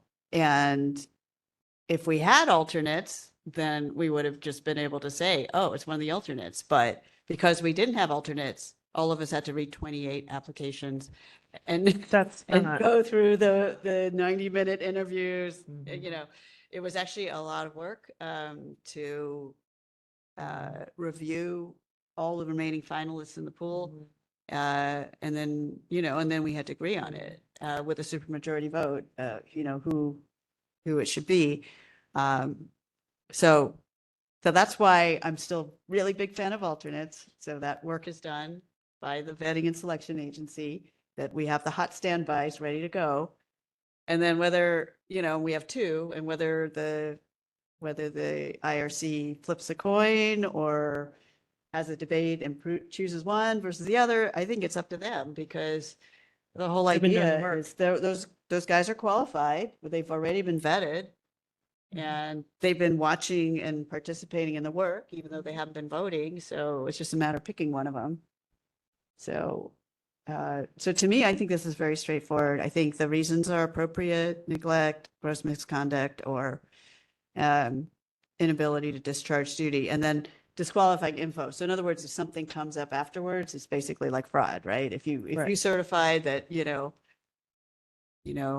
none of your direct family members were X, Y, and Z, and then they find out after the fact that you have some, Yeah, that's brother that you didn't talk about, that you didn't actually qualify. Yeah, then you should be removed, because then you should not have qualified in the first place. So that to me makes sense. That's essentially like fraud. Yep. And, I will mention that this situation did come up in discussion with a couple of us on the CRC about a particular commissioner. And ultimately, we declined to do it because it would have been so disruptive to have to replace someone. So I think the power of having alternates is that if you really think that a person is problematic on the commission, that you actually feel confident you can actually do something about it. Right. Whereas we were like, oh my God, if we do this, it will be so disruptive. And can we just live with this person? I mean, that's why I'm such a big fan of alternates. Makes sense. Well, in some ways, alternates should have been part of the removal slide, right? Because I think it's a big case for, like, things come up, even to your question, Commissioner Lavilsi, about, well, should there be a timeline, time frame when people, I think that's what you're asking, when people would say they are unable to fulfill their duties, someone might have a serious health issue, in the middle, and Right. like, you can't predict something Or like that. parent Right, has you no know, reason. that you have to suddenly take care of, and of course, that's going to be your priority, and you never can predict those That's things. You true. don't know when it's going to come up. And so, and they may very well just resign, and so there's not a removal or the Right. committee No, that's voting true. to do anything, but they may resign. And so that is, again, for me, the case of having alternates is for those unexpected circumstances, but also if there is something you find out that like, this is very problematic, that the committee itself is empowered. I do like the idea that the committee then truly is independent, Yep. and they get to decide. They get to decide. They're doing the work. They're As long as working. we have alternates, I think that helps them to not have to go through a million applications, but you have alternates and then empower them to replace, to determine if there has been. And alternates gives everyone on the commission the sense of relief if something happens, because you said that there was this constant worry. And so to know that if something comes up and I can't Yeah, fulfill my commitment, it's not going to be burdensome to the entire right. project, because the job is not to vet candidates. The job is to It's to do the work. do the work It's to and draw the draw the lines. Yeah. And draw the map. So I think it would be really important to have alternates. And I like so far, I think, gross misconduct is gross misconduct, fraud is fraud. And the personal ability to say, I can't do this anymore Yeah. because of, whatever reason. And we don't have to know what it is. Okay, I think there's good agreement on that. So it's a good stopping point. Sure. I think so. Okay, we got through a lot and there's still a lot to get through, but I think we got through the most important category because I think this is the whole thing that's hanging us up is this political appointment process. And so, And there are still meaty, ahead of us. I just want to know, there's the line drawing criteria, which I don't know. I mean, I think there is some, definitely some discussion there, but also commission processes. I think there's a lot of substance in that as well. Oh, yeah. So I just we do have some pretty substantial topics to cover next time. yes. Mhm. All right, well, with that, why don't we open it up for public comment? And like I said, we know that this is a lot, but some quick reactions, as well as any topics you'd like to learn about or feel like you'd like to bring to our attention, 3 minutes max. Okay, thank you. Alan Burdell. It's just one thing, first of all, under current law for the San Francisco Redistricting Task Force, the removal of them, this slide said it's at the pleasure of the appointing authority. Just make a footnote on that, make a footnote and say where that information is coming from, what you're referencing, because there's a lot of dispute around that claim. And then the other thing is we just heard, and I hope you guys will play back the tape, play it back soon, because we heard Commissioner Lavosi just talk and say, there should be community input around the vetting and selection, and distinguishing that between the other 90% that's been generally agreed upon, according to Commissioner Dye, where in May you made the closing arguments to your fellow commissioners at that meeting as they were preparing to vote to authorize this committee. 3 times you made the point that the 90% of this issue is generally agreed upon, but we have to hash out that final 10%. So are we to know that 90% of this has been sort of agreed to and worked out? And then just the 10% needs to go to be discussed at the Board of Supervisors? So why does 90%, why can't the public, community input, why can't the public have input on the other 90%? And Parker just said the same thing. Getting public input is important to finalizing the trusted agencies. So enough of that. Final thing, Elections Commission has lost public trust, so it might not be a good selecting agency. Well, let that comment sink in for a minute, because you're asking us through 1248 to have a agency like the commission, like this commission, be a selection agency. At the moment, this agency has lost public trust. Well, what are we supposed to do when we've selected through a charter amendment to have a agency like maybe the Ethics Commission or the Planning Commission or some other commission that might get roiled in bad publicity and loss of public trust? Well, we're stuck with them. But we can get rid of a mayor. We can get rid of a board of supervisors. That is the main reason why I'm here opposing this. It is the heart of the reason why I'm opposing 1248. But I'm also opposing the process. The Elections Commission has no right to be here and doing this. And I'll expand on that later, but thank you. Thank you, Mr. Burdell. Let us see if we have any public commenters online. Okay.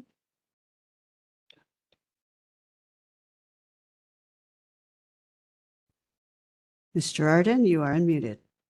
Hi, yes, thanks. This is Lauren Girardin with the League of Women Voters of San Francisco. Thank you for taking this time, and apparently the time at a future meeting as well. I agree, it's getting late, to talk about all of these details. You're being incredibly thorough. I don't think that you're skipping 90%. I think that's a misunderstanding of a previous conversation. And I understand where that comes from, because, it's hard to know all of the complexities, but the 6 main areas that you've outlined really do cover the bulk of what would need to be considered should San Francisco decide to take up a charter amendment for redistricting reform. So far, I don't think you've missed any significant or meaningful points. I think this has been very well thought through. Thank you for making it very organized. I do understand the challenge of getting this information down to a concise little bit. It's kind of impossible. And at some point I will share things that we have written that are much longer. So I think this is great. And I think, giving the public time to take a little time and think about what they've heard tonight is really great public opportunity. Not everyone can be here at a meeting tonight. And giving people the time to listen to the recording, write up their comments to you, email them to you so you can spend the time to listen to them. It's hard to explain everything we might think about these issues in 3 minutes. I am not even going to try to attempt to talk about all of the things that you've talked about tonight. But I really recommend to anyone else listening out there that you write to this committee and you tell them what they think. And that's a great way to share your public comment. Thank you very much. Thank you, Mr. Arden. Any other comments? Seeing none, I'm going to go ahead and close public comment for this item. And we are on to onto our next topic, which is items for the next meeting, which I think is obvious. Right. We will try to get through the 27. rest. We'll try to get through the rest of this deck. I wonder, Chair Dye, if just thinking about, we can talk about structure when we're setting the agenda, but I wonder if it would be useful to split it up so that we just say, just to refresh it, we're not going to hash through the whole deck, but like we covered these topic areas. If you have some comment based on watching the last one on those 3 big topic areas, now is the public comment time so that they can just process, share, and then we can move on to the next group. Great idea. I think wonder that's if we great. might consider doing at least that. These are so substantive. I wonder if even blocking them into 2 and then, you already know my feelings. Yes, on the I do. topic. I do, But and I'm hoping because just because I knew this was going to take a long time, and Yeah. I was actually skeptical we would get through all of Yeah, it me tonight. too. That I think is why requesting that people think about it and actually write it up, because there is so much. I think I actually doubt people will be able to get through it in 3 minutes, and so if they want to come and present to us, that's great. But I think writing down their thoughts and posting it, for us to post it as written public comment would, well, not only be more valuable to us so that we can, kind of refer to it, rather than just trying to catch everything in a 3-minute, verbal comment. And they can highlight a few things if they want verbally, but I actually think for this kind of a thing, written public comment is going to be more valuable Much more. for us to take that in. Mhm. But yeah, I think that's fine. I mostly wanted to give people time after this meeting to think about it, and for people who didn't attend the meeting to watch the video before we take public comment, because otherwise there's only one chance, right? Totally. I agree with all of that. I wonder, I do think that it allows people more freedom to do written public comment, and I really, really encourage people to do that. And I'm wondering if there's just some way, because one of the benefits of the verbal public comment is that other people get to hear it. They can watch the recording, they can hear it. And when people send us emails, there's not an easy way for them to see what people are sharing with us. And I think that's part of the important transparency of this process. And so I'm wondering if we can think about if there are ways, if we receive public comment by whatever time, we'll just attach it to a subsection of our agenda of we received, 10 emails or 20 emails ahead of time, just because I think including the public in this conversation is so important. So how can we accommodate both making sure the public hears the public comment? Right. Not only us, we do need to hear it, that's why they're giving it to us, but I think they also share it sometimes so the public is hearing what they're thinking. So I wonder if there's a way we can think through including written public comment in the agenda for things received by a certain discuss time. it with President Stone and Okay. see what we can do. But yeah, let's see what we get. So we will try to get through the rest of this deck and see where we are on that. And the main thing is we'll need to find some dates so we can do that offline. Right. And I will need to try to find a room so we can do that offline as well. And why don't we take public comment on item 5 and see if anyone has a different idea on how we should spend our next meeting. Just checking to see if there's anyone on the line who has a public comment. Seeing none, I'm going to close public comment for item 5, and this meeting is adjourned at 9:13. Thank you both for hanging in there, and thank you for our members of the public for joining us.